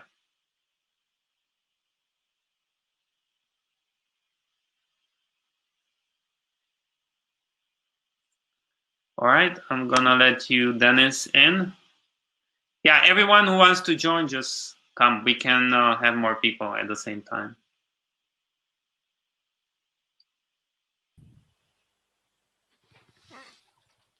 Hello. Wrong camera. Let's try that one. Hey. What I actually wanted to ask you was, what's life like as a chief scientist of a place doing data science? What's your physical life like? Well, it's been different. So I started with this company in 2006, and at that time it wasn't even called data science. It was called data mining, and my job was kind of like, here's our data, make us more money, kind of thing. So I could do whatever I wanted that seemed helpful. It's a small company, so I did everything that was basically analytics, but even like setting up the servers and installing the software and basically everything. So I think when you do, at that time, there was this job which was later labeled as full stack data scientist, that's someone who can do or is doing everything, and that's pretty much what I was doing at that time, and most data scientists at that time were doing the same.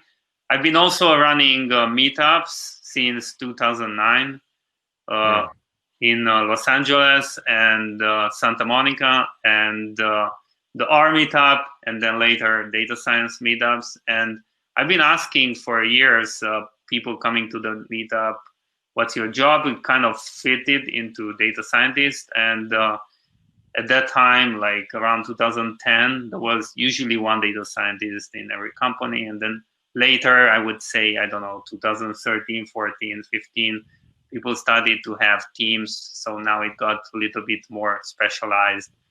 A lot of companies Now, very few companies, only small companies have like one data scientist. Most of the larger ones have teams, and like huge ones have huge teams. Like Google, Facebook, they have like, I don't know, thousands of people who would fill the data scientist job. When I started the R meetup, I remember I went to San Francisco to the first R meetup there, and there was a person from a then small company called Facebook who was basically pretty much the only data scientist they had at that time. So, so I would think in a small company you still do pretty much everything, and then in larger companies you have specialized roles. What advice would you give to young people starting out? Like, you know, I met a few young people in the networking sessions, and they were like, you know, oh, what should I do? How should I what should I go? What should I be doing with myself now? Yeah, I know a lot of people are getting into data science because it sounds kind of exciting, or they hear that you can earn much more money than if you are just software engineer or this kind of things. So there are a few discussions now in blog posts, and I kind of agree with them that it's very difficult for juniors now. There is a shortage of data scientists, but it's more on the senior level.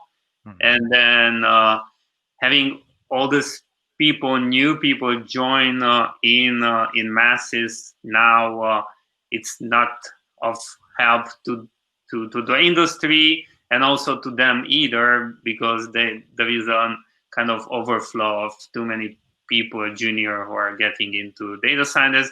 But I think if you have a good STEM background, then you can still convert yourself into data scientist. Like when I started, basically, data scientist was someone who was doing physics or bioengineering or something like that, and then learned this kind of more businessy things, and then how to do models and data in a business context. And still now there are a lot of people with PhD migrating into data science, and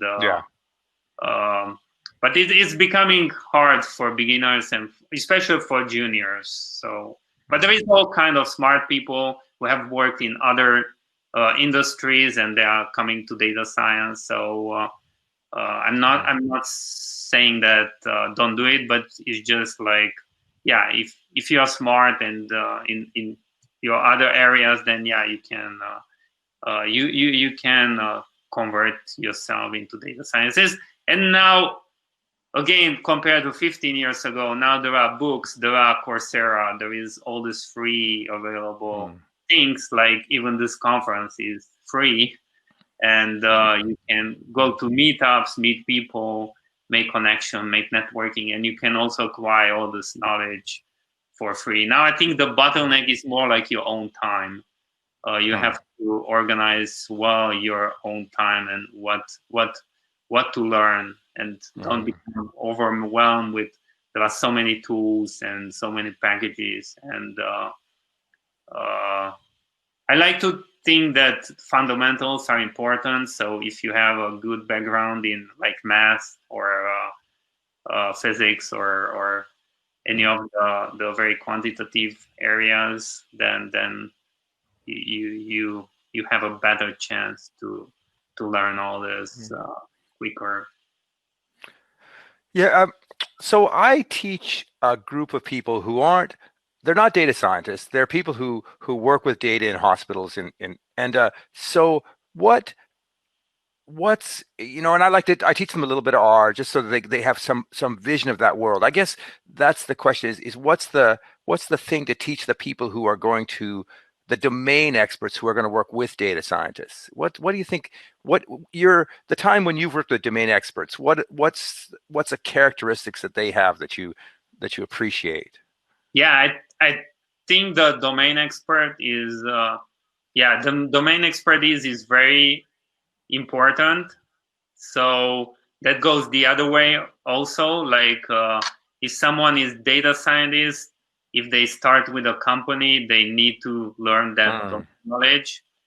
You are talking about the other parts. So let's say someone is domain expert and now they need to learn basic statistics and R.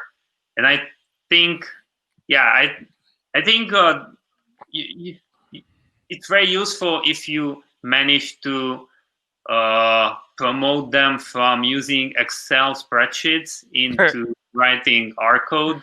That's already a big win. And in some cases you can do that. With some other people, it's less successful, I think. And also, I would think that statistics, like kind of core fundamental ideas from statistics, are important, but that's probably the most difficult things to teach. Like for people not to fall into fallacies.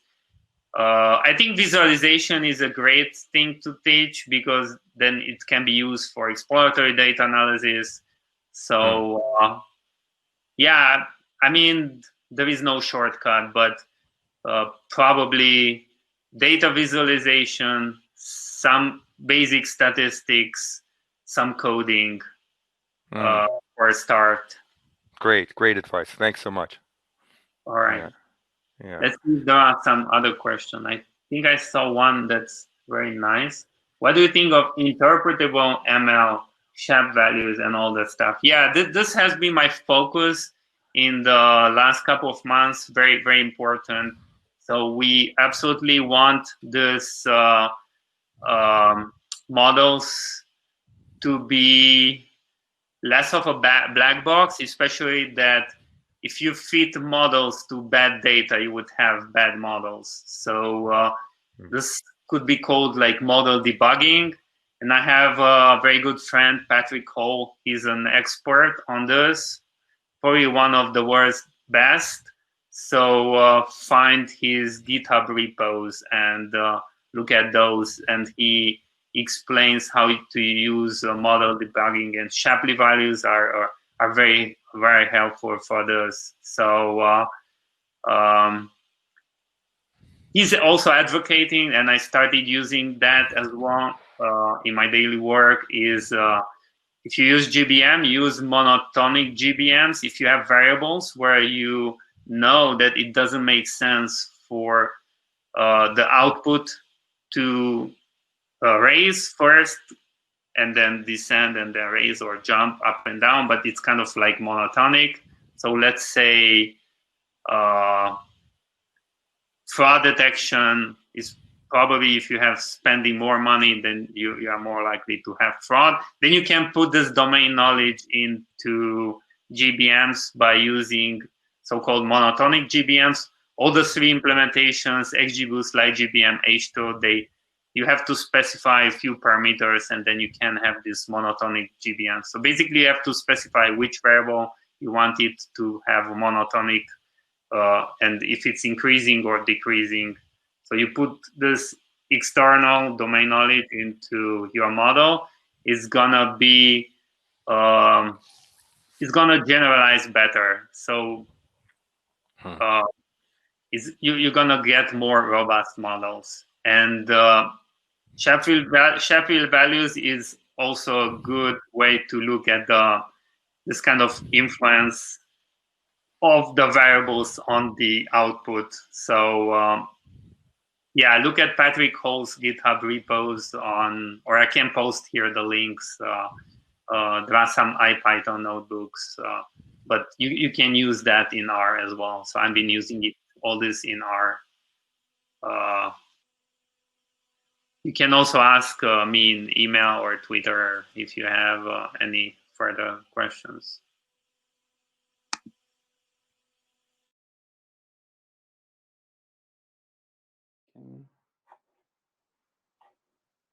Okay.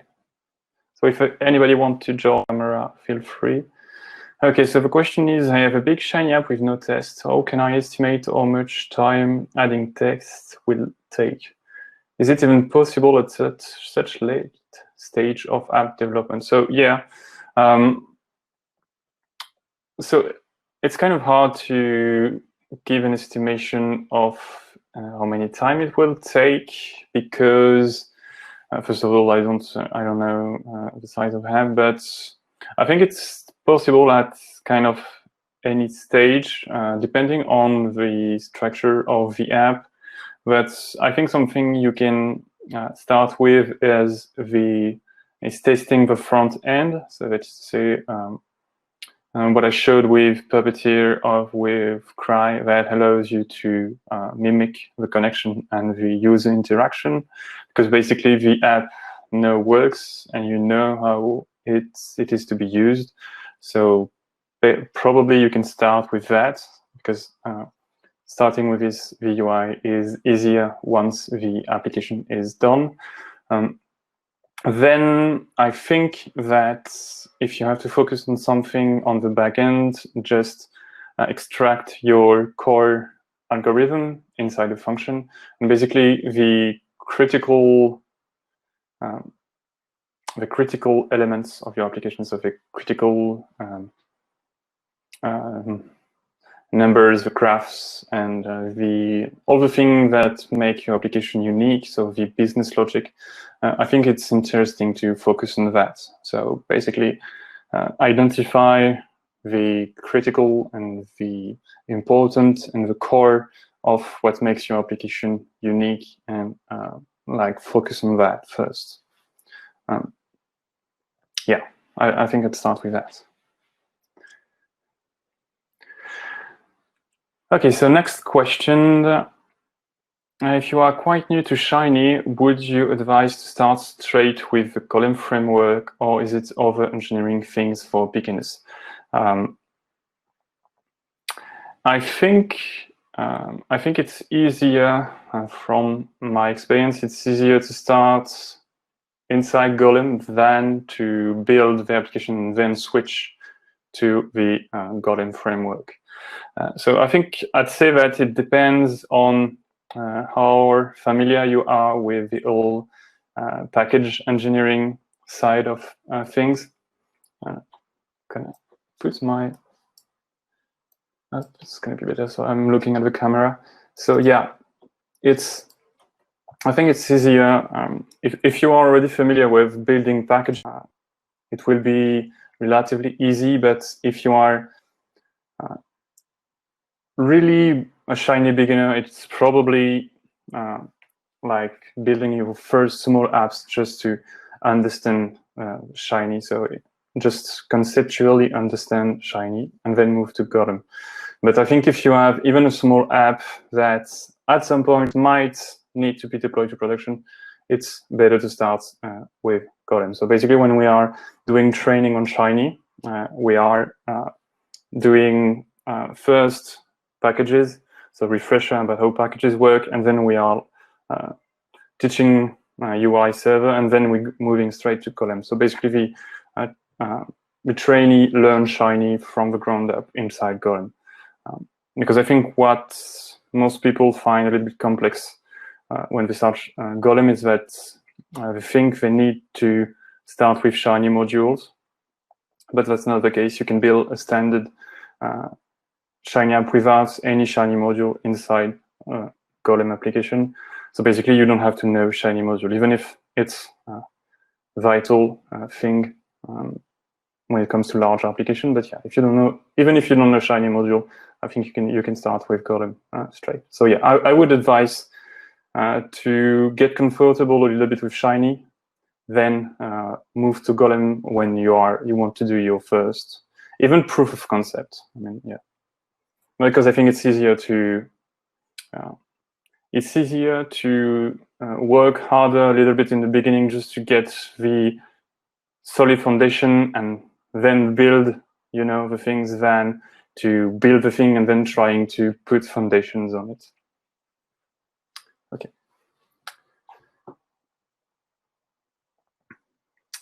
Okay, so I missed it during your presentation. You mentioned not to DDoS my server. What's your advice on where should I load test my app, local machine perhaps? Yeah, no, basically I DDoS the server because I did a typo on my load test, and instead of mimicking 50 connections. I've mimicked 500. So basically, it connects 500 users at once on the Shiny app instead of 50. But yeah, I think if you are working on a local machine is great. So yeah, testing on your local machine is great. But for example, the cool thing is that if you are building application using Docker, if the amount of CPU and RAM it takes on your local machine inside a Docker container would be the same, more or less, when it's deployed in production. So yeah, I think you can start with testing the load locally and then testing it to a server. And of course, don't start by testing 50 or 500 connections. Start with one connection, see how much RAM it takes, and then move to other connection. So yeah, and the reason the output of this test about RAM is that basically the Shiny app launched the dataset in RAM. So when you launch the Shiny application, the dataset comes, but it's a 200 megabyte dataset. So basically, every time a new R session is launched to launch the app, it launches the same dataset. So you have 200 megabytes of dataset. So the idea was to take the application, extract the dataset, put it into a database, and then make the application talk to the external database, so it's easier to work with it. Okay.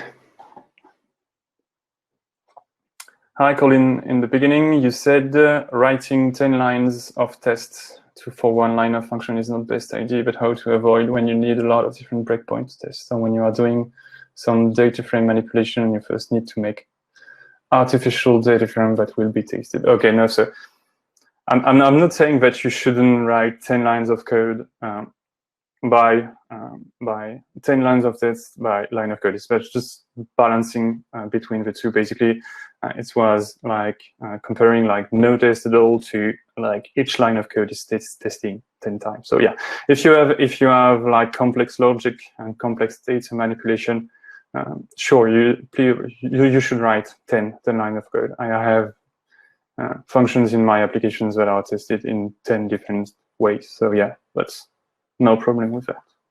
It's basically just don't write useless tests. I know it's kind of hard to identify up front, but maybe not whole line of code should be tested. I think it's kind of hard to get a 100%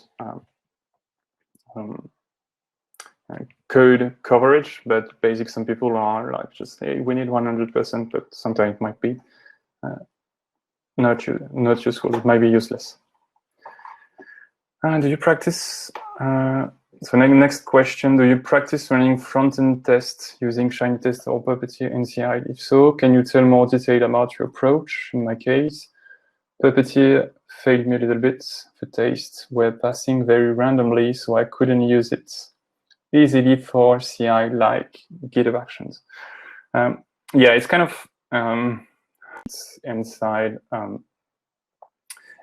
the CI, but the idea is, for example, to use if you use a tool like ProcessX, which is a package that can launch R processes, you can launch. So inside, for example, I'm more familiar with GitLab CI, but GitLab CI inside your container, you can launch a Shiny app in the background.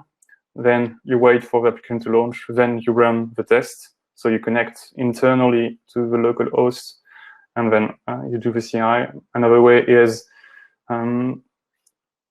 to do it is to have some kind of sandbox server where you deploy the app during the development process. For example, with a tool like RStudio Connect, you can have an application deployed in its dev state, and you can use the CI to connect to an external app.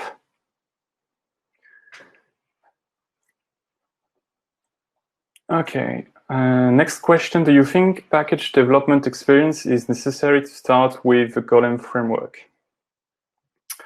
I think it's not it's kind of a hard question. I mean, you can start, it will work, but at some point you might get stuck. I mean, the whole idea is, I think you might, the thing that is important to understand if you are building a Shiny app with Golem inside the Golem framework, so as a package, is the import-export, so the namespace mechanism of R.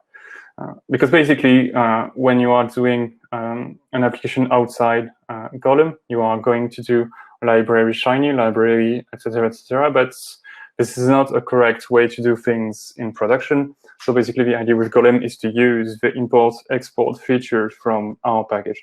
So I guess it's, I'd say it's not mandatory. You can like work on it, but it would be easier and it would be way better if you at least understand the way to import and export functions.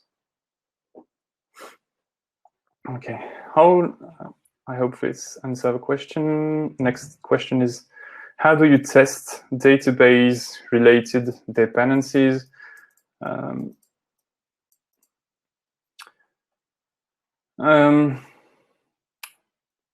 The way to do it is, what I do most of the time is just like spin a Docker container with, I don't know, if my Shiny app has to connect to Impala in a data lake somewhere, and I need to have some tests locally, or a MySQL or a MongoDB or anything, I spin and use it as a test framework. So yeah, database-related dependencies, or if you have to do it, so if it's locally, I spin a Docker container, and I mean, if you are doing it on a CI, you can still pass environment variables to your CI, and the CI can connect to the database to do the test. So yeah. Or I think because with dependencies, what you are doing is you have several things you have to test. Is testing the connection. So testing the connection is you have to be sure that you connect to the data lake. So you have to connect to the data lake to test that it works or not. But if you are testing some output, but the manipulation of the output, you can still do one request and like memorize it, or like save the output to an internal data set that you are then manipulating. So yeah, because there are two things you are testing, like does the connection work? Does it still returns the data format I need? And so you need to connect to the actual database. But you can also like extract some stuff and either put it on a Docker container locally or use it as an internal data set. Okay, Robert Martin wrote in Clean Coder that best documentation are tests. So maybe writing many tests, even for small functions, is not that bad. What's your opinion on that? That's a tough one. Writing a documentation are tests. Yeah, that makes sense. I haven't thought about it like that. Yeah. I don't know. I don't have an opinion on it, but I don't have time to think about it right now. But yeah, I think that makes sense. But yeah, that doesn't prevent you from writing documentation. As long as it doesn't prevent you from writing documentation, I think that's good. But yeah, because if you are like working on a project that someone else gave you, I don't know if they are going to start by reading the test. They are going to start by opening the R file and looking at the function. But yeah, I think it makes sense because what the tests do is just checking that the logic of the function is the same. So if you are reading the tests from someone else, yeah, I think it makes sense because yeah, so this is the function I expected this function to take this input and to give this output. Yeah, I think it does make sense, but still, you still have to give documentation on it.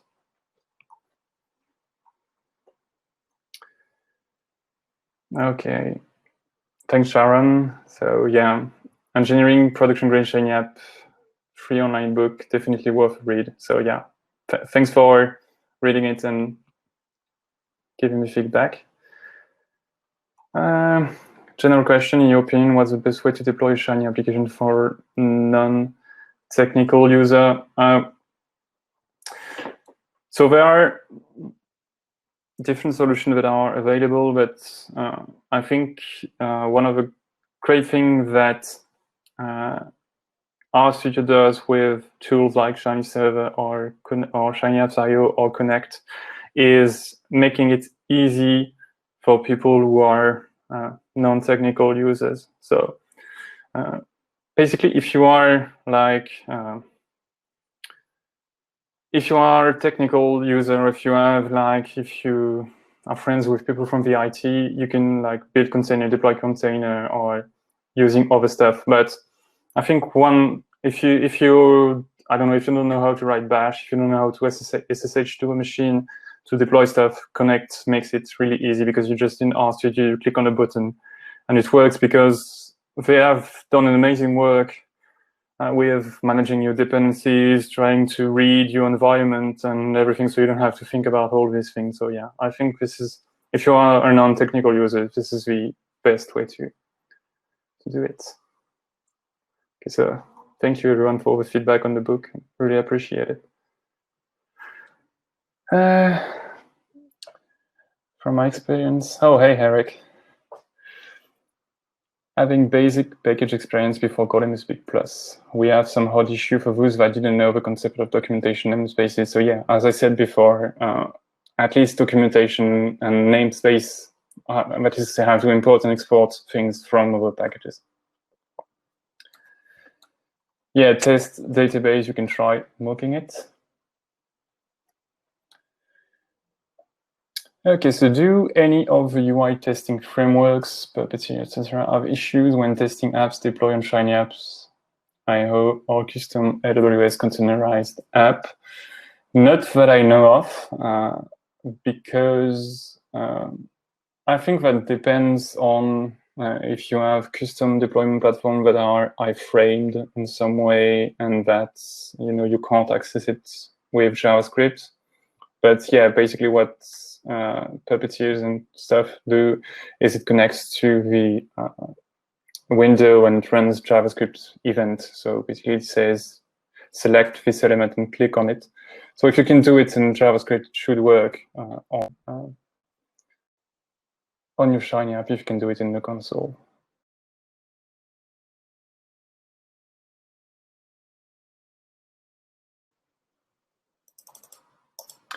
Okay, do you have a recommended link to any of your past presentation, Golem? Okay, so so every time I do a presentation, I put it on my speaker deck account, so you can browse old. Okay, so here and on my personal website, I try to keep things also updated. And okay, talk, it's here. Okay, so on my website, I have a list of my past talks, and if ever you have a video, I try to put also there's a little emoji on the right, so you can click on it and it will lead you to the video, and the title is a link, so you can get the content from, I think it's speaker deck every time. So yeah.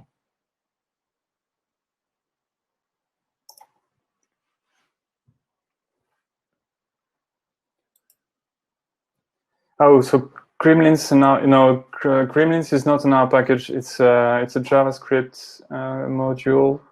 Okay, let me. Gremlins.js. Let me share my screen.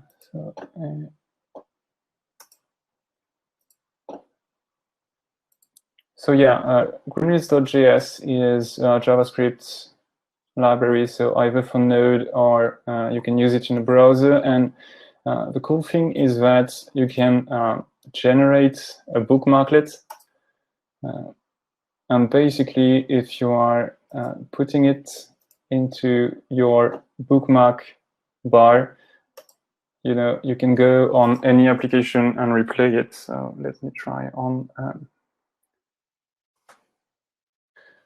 Yeah, so basically, if you keep it inside your, which is kind of cool, if you keep it in your bookmark bar, you just have to click and you just like launch the Gremlins thing. So it's kind of a nice way because it sets a series of inputs to random. So yeah, I can see I have an error somewhere. Okay, so this is the joy of live demo. So yeah, it's a way to mimic, random element and then to see if something wrong occurs. So I should have a look into that, but yeah. So this is gremlin.js, and if you're using cry, it's just bundled inside it.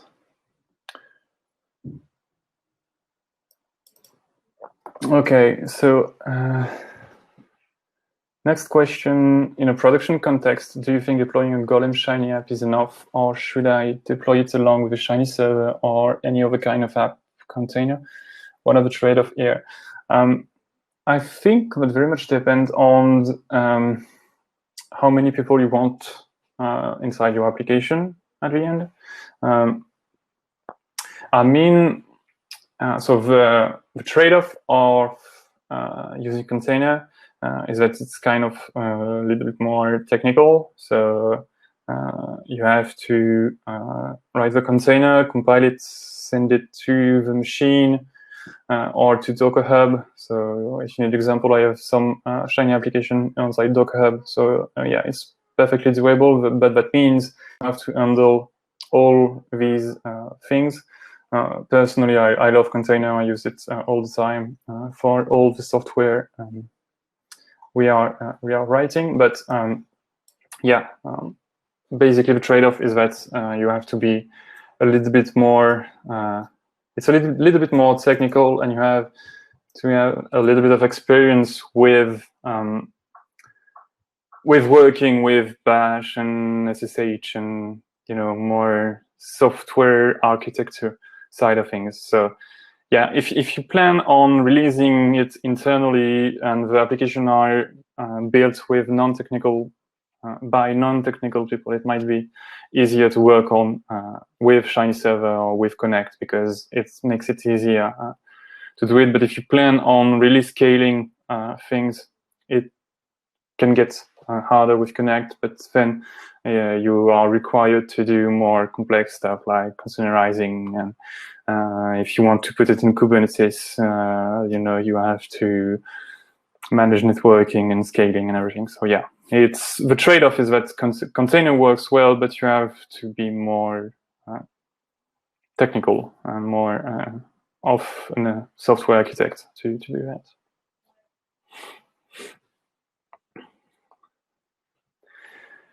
Okay, this answers the question. So next question, does Golem allows you to also orchestrate Docker image of apps? I think it's not where it stands in the sense that you're building your app and you're putting it into a container. But I think you could build a Shiny app that controls your Docker containers. So yeah, I think you can do that, but it's not proper to Golem in the sense that it's not because it's a Golem app that you're more easily orchestrate Docker images. I mean, yeah, it's totally doable. You can build, for example, the my package Docker stat, it reads Docker elements. There are other packages that are designed to orchestrate the Docker engine from R. So yeah, if you want to build an application that controls container, that's completely doable, but it's a little bit, it's not the first purpose of Golem. Golem is to build app, then put them in a container, and then like deploy them the way you want.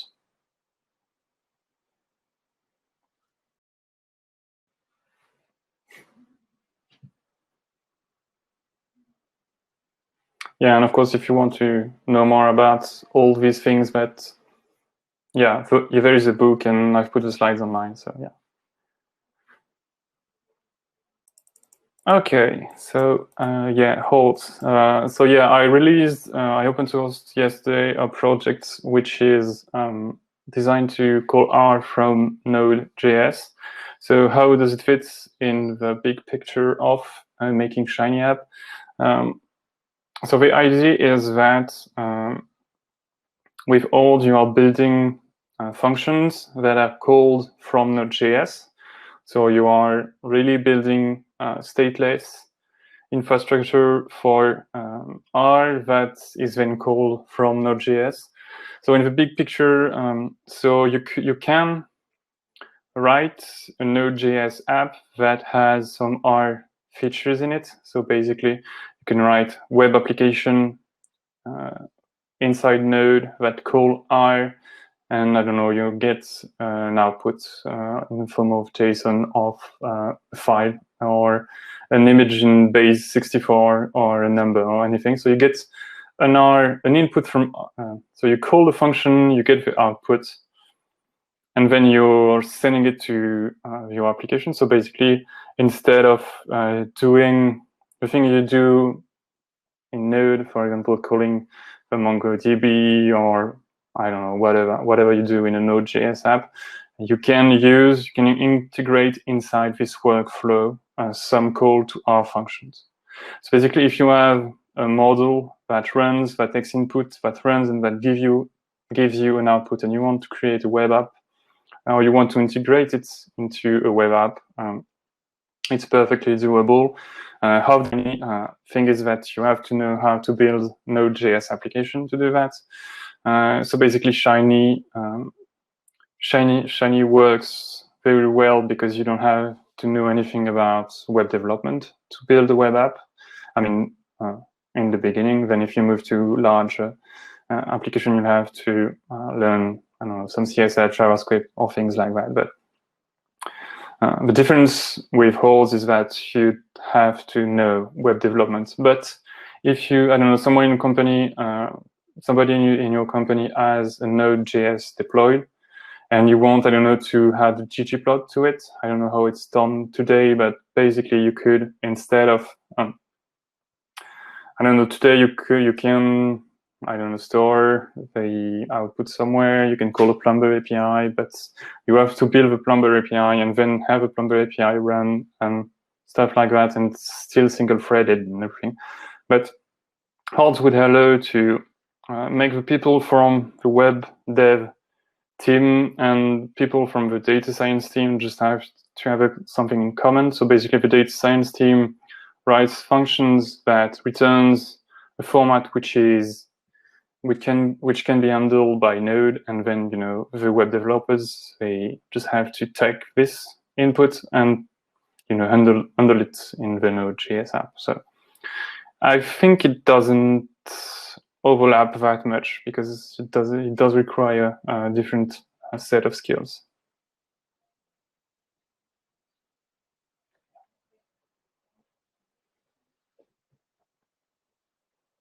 Yeah, I didn't have written that much examples about that, but yeah.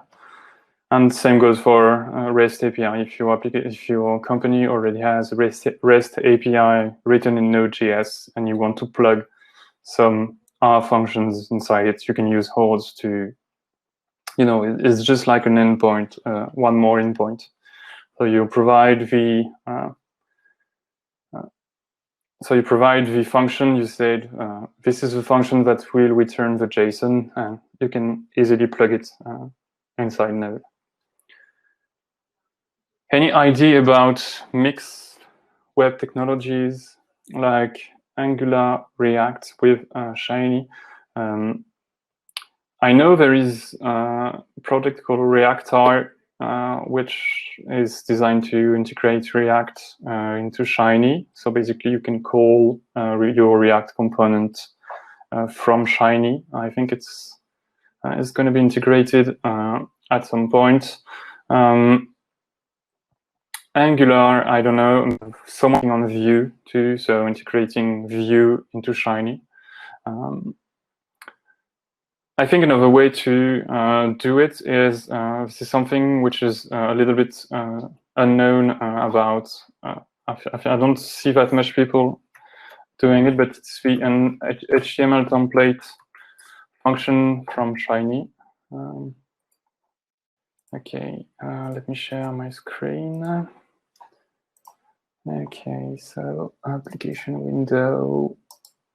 Okay. And this is like an HTML template. So you provide to Shiny an HTML template with a path, and then you can fill. So if you're familiar with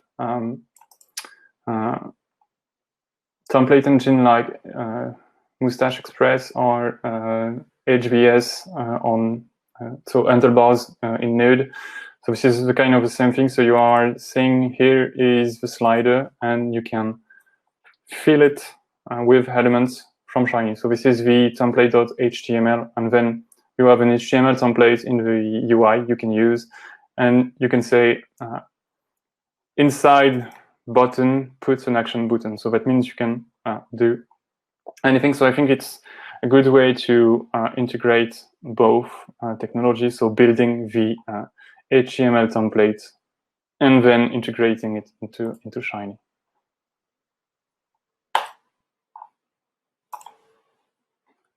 So yeah, that's how what I can say about web technologies inside Shiny. So yeah, I think you can generate elements in HTML and then use this HTML template function.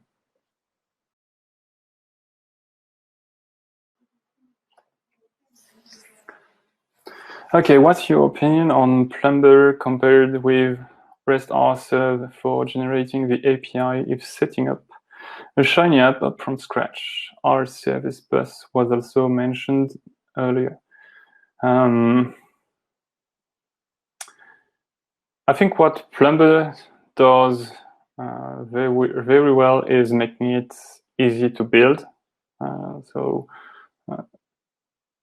It's the same. So if you don't know and you don't want to manage, ports and proxy and stuff, and you just want to quickly have a running API, Plumber does an amazing job at making it easy. I don't know REST RServe that much, so I don't have any strong opinion about it. Neither do I know our service bus.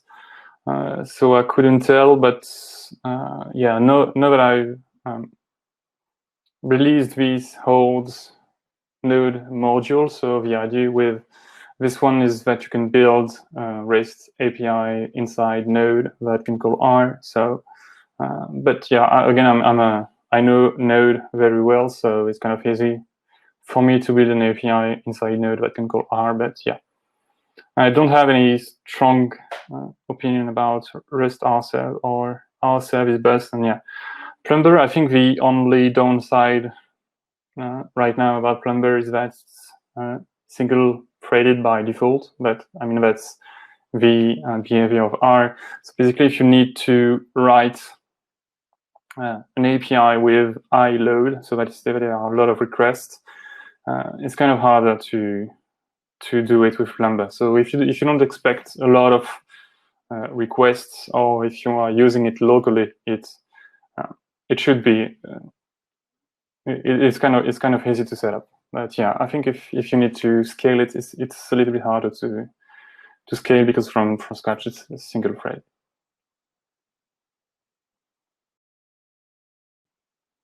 It sounded like Plumber was the way to go, but Tobias from Shiny Proxy sounded like he was pushing more for REST RServe. Yeah, I don't know. I think that very much depends. That's always an issue of which tool you are more comfortable with. I mean, yeah, scalability is a little bit harder to achieve with Plumber, because it's easier. It's easy from the start. So you build your application, it seems easy, and then you have to think about scalability, which is like a different thought process. But yeah, I think the thing is also that if you are comfortable with the technology, it's kind of hard when you have something concurrent or different that comes, and just to think about it. It's just like the same issue with dplyr versus data table. If you are comfortable with one I think it might cost more to switch from one technology to a technology that you don't know than to just make a technology you're comfortable with work. So yeah, I think if you've been using REST rsert or any other thing for years and then switching to something else is a little bit harder. But yeah.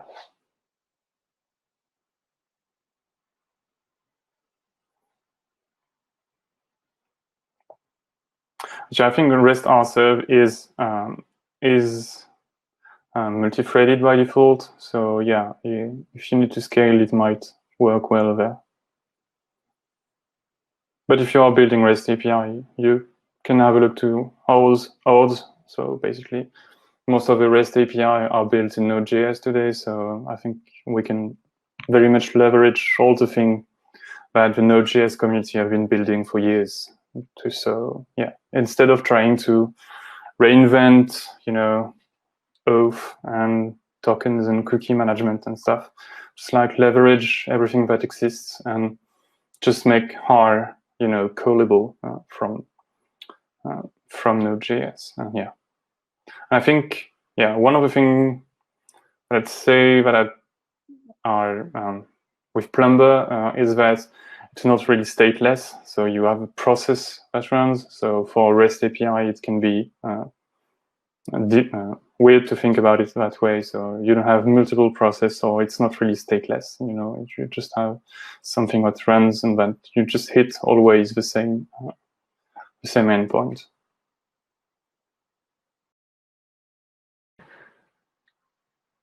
Last one, how would you scale up a Shiny app for multiple end users accessing at the same time?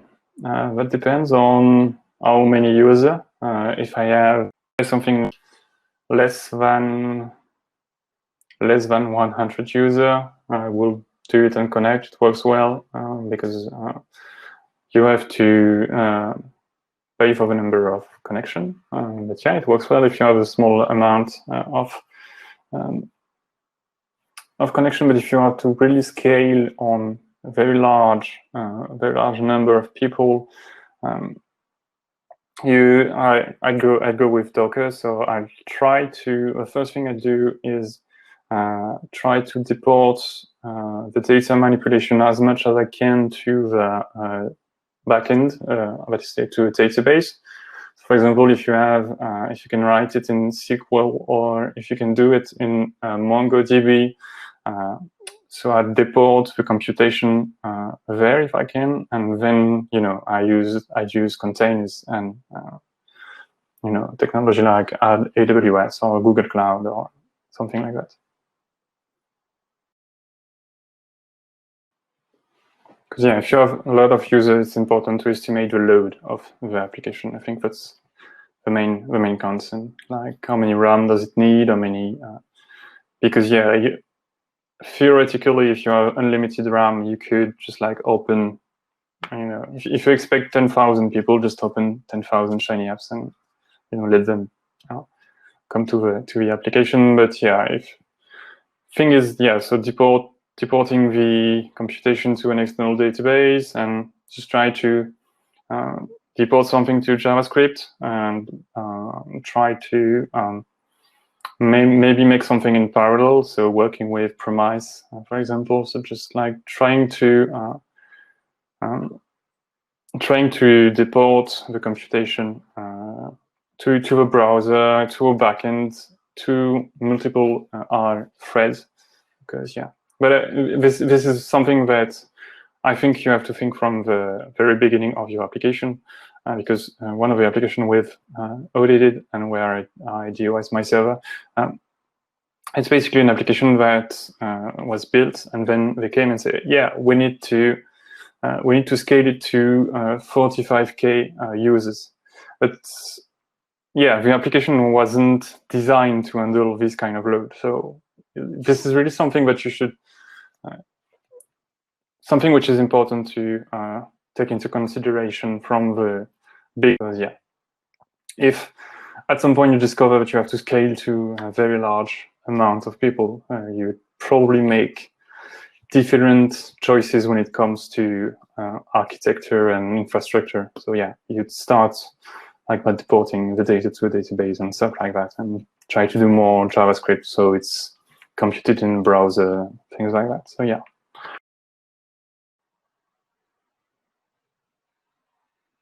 Okay, so bye everyone. Thanks for joining, and thanks for watching my talk. And so yeah, please feel free to reach out to me in the chat if you have any question. Bye. Okay, so assuming people can hear me, if anyone has any questions, I'm very, very happy to take questions. Okay. In the meanwhile, it's just an impression, but is it that easy to relate to map-like projects where the data is displayed on a chart and the chart is where you live in? Is it that the reason, or is it just me because I'm interested in these?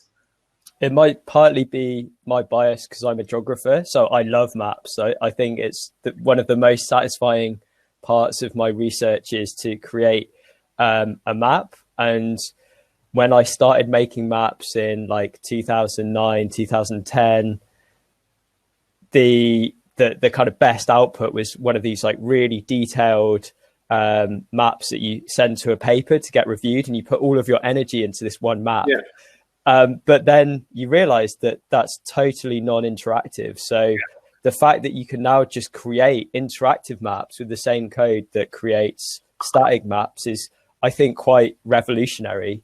And everybody lives somewhere. Everyone is interested in where they live and has a particular understanding of at least one part of the world. Yeah. And I think maps can really help bring data to life in your local area. So I do think that there is something especially powerful about maps if you're trying to engage the public in research. Yeah.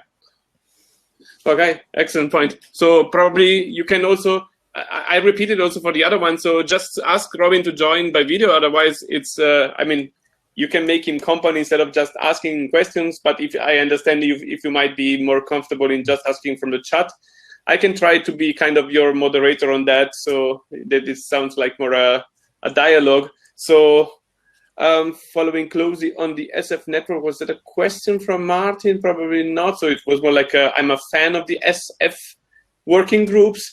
Belinda was asking whether you know any groups of R transport planners. And she might be joining, but say in the meanwhile we keep. Well, I think she may have joined already. Okay, cool. Can you ask that question live, Belinda? Just to make it more interactive.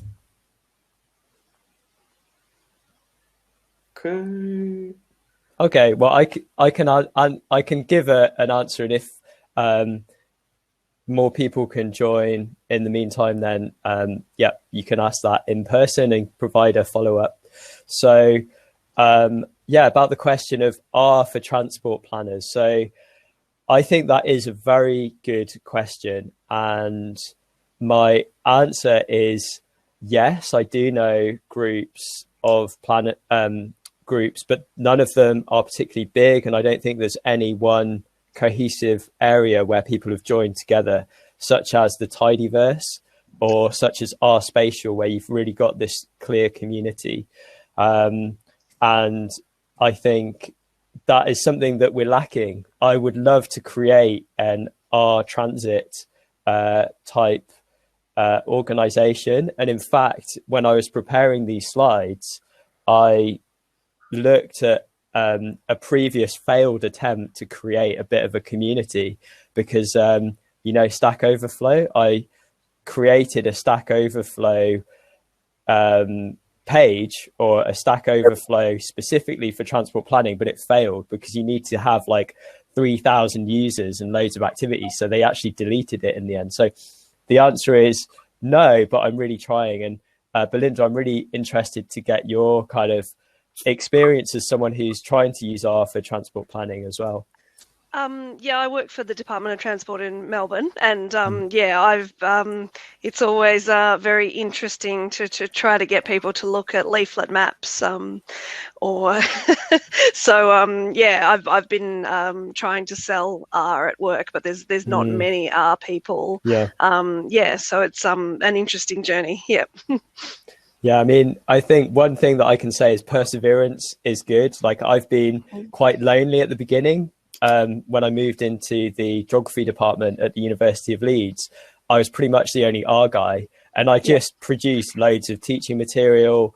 Instead of saying you should use R, I said, oh, well, look at this cool thing I've done using R. Isn't that good? So rather than kind of telling people, let people make up their own minds by creating impressive results. And I think the peer-to-peer community sharing is really important. So one of the reasons why I became an R programmer was simply because I was a tiny little bit more experienced than the other person in the room. So they would come to me and ask me a question, and then my level of understanding would improve. So I really believe strongly in the value of teaching as a way to build your capacity. And that way you kind of get everyone around you improving. I also think it's a lot easier now that international collaborations are so much easier than before. Like this talk is a fantastic example of that. So in the SF Networks project, we had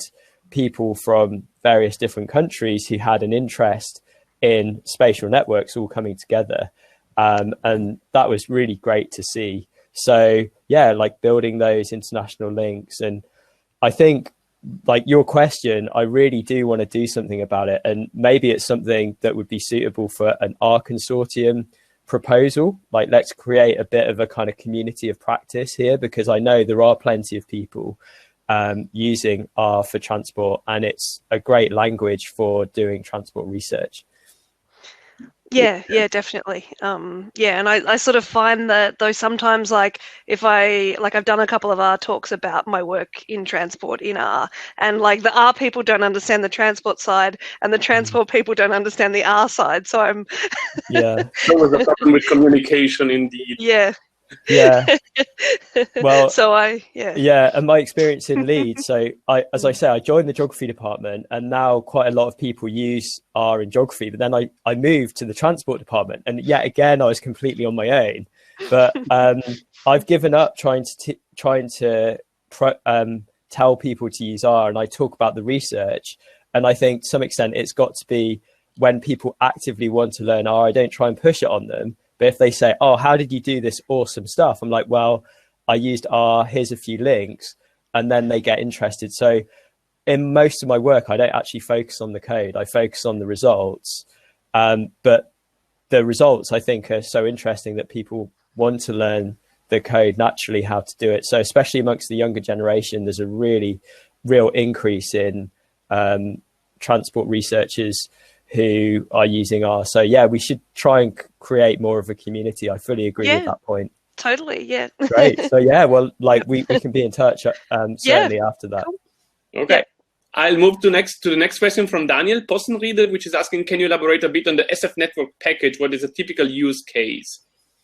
Yeah, so again, a good question. The interesting thing about SF networks is it's deliberately trying not to be domain specific. So many of the previous packages that use spatial network representations, including the ST Planner package, which I am the lead developer of, but I didn't write the spatial network code in there. There's a function called spatial lines network, which creates a spatial network.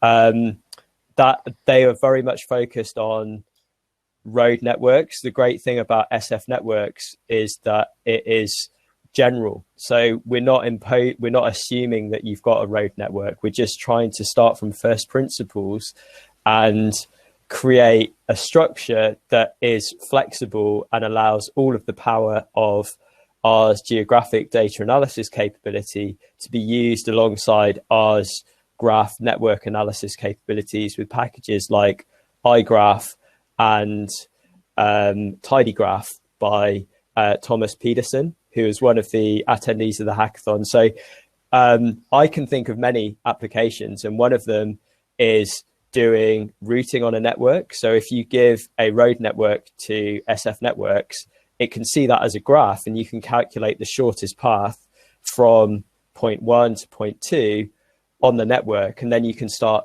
simulating changes in the network. So you can use it for modeling changes in the transport network. It is in development. So I have tried to read in big road network data sets and it hasn't worked. So that's why I didn't have it as one of those things that's production ready. But there's a lot of development work going in. So if you're a developer and you want to get into the cutting edge, SF Networks is good. If you're more interested in just doing stuff quickly, I think there are existing more mature solutions out there already. So does that answer your question, Daniel? I think so. It was from, let's see if Daniel is still here, or I don't know. Otherwise, yes, super, perfect. Cool. Nice. And have one more question, and probably then we can try to reconvene to the Shiny demo session, which is about to start. Otherwise, maybe it's a quick one, so or you can catch up on that offline if you want.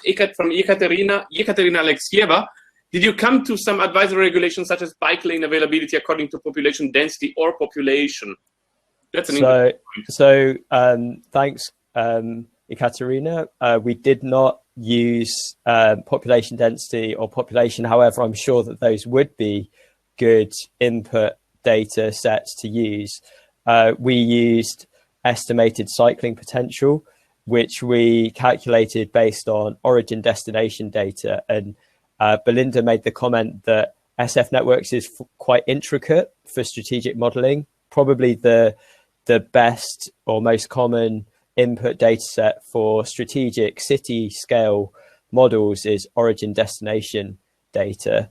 So that's what we used as our input data set. However, if you don't have origin destination data, I'm sure that population density would be a very good proxy for where you should put those advisory bike lanes. So in London and Leeds and many other cities, you need the bike lanes close to the city centre because that's where you've got the most demand. So the short answer is no, but I think that would be a sensible approach. I think there is still David asking something. He was wondering what would be a simple introductory problem or typical task that he can start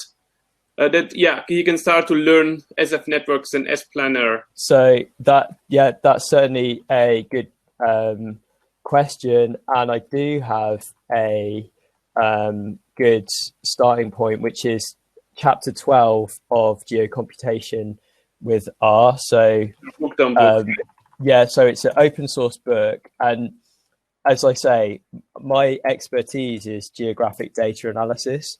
I've just shared the link there, and I think having a geographic perspective can help when you're analyzing transport problems, because fundamentally transport is about going from point A on the planet Earth to point B. So if you have a good understanding of transport data and you see transport problems through a geographic perspective, that is a strong starting point. So that link there, if you work through the reproducible example in that book, I think that would be a really good starting point. Okay. Excellent. I think we covered most of the questions. Fantastic. And I think so, Robin, you might be still around in the next session, so that wouldn't be much of a problem. So and just as a follow-on question, are there kind of breakout spaces to carry on, or will this room be open, or should we? There's going to be always this open lounge session, which is open. Yeah. The program is indeed a little tighter than we could when we planned it, because you realize that in the end, say 5 or 10 minutes, it's actually So. But it's great to have this Q&A session anyway. I'm really grateful for that opportunity. So thanks everyone for the questions, and see you in the lounge area, or see you around somewhere on cyberspace. Okay, I can anticipate that. I have a beer in my fridge here, so after 5:30. So when the social aspect. Okay. Okay. Thanks, guys. Okay, thank you again, Robin, for your time and for your presentation and all of your insights. And thank to everyone that joined this session. So let's just move on to the Shiny demos. Ciao. Ciao.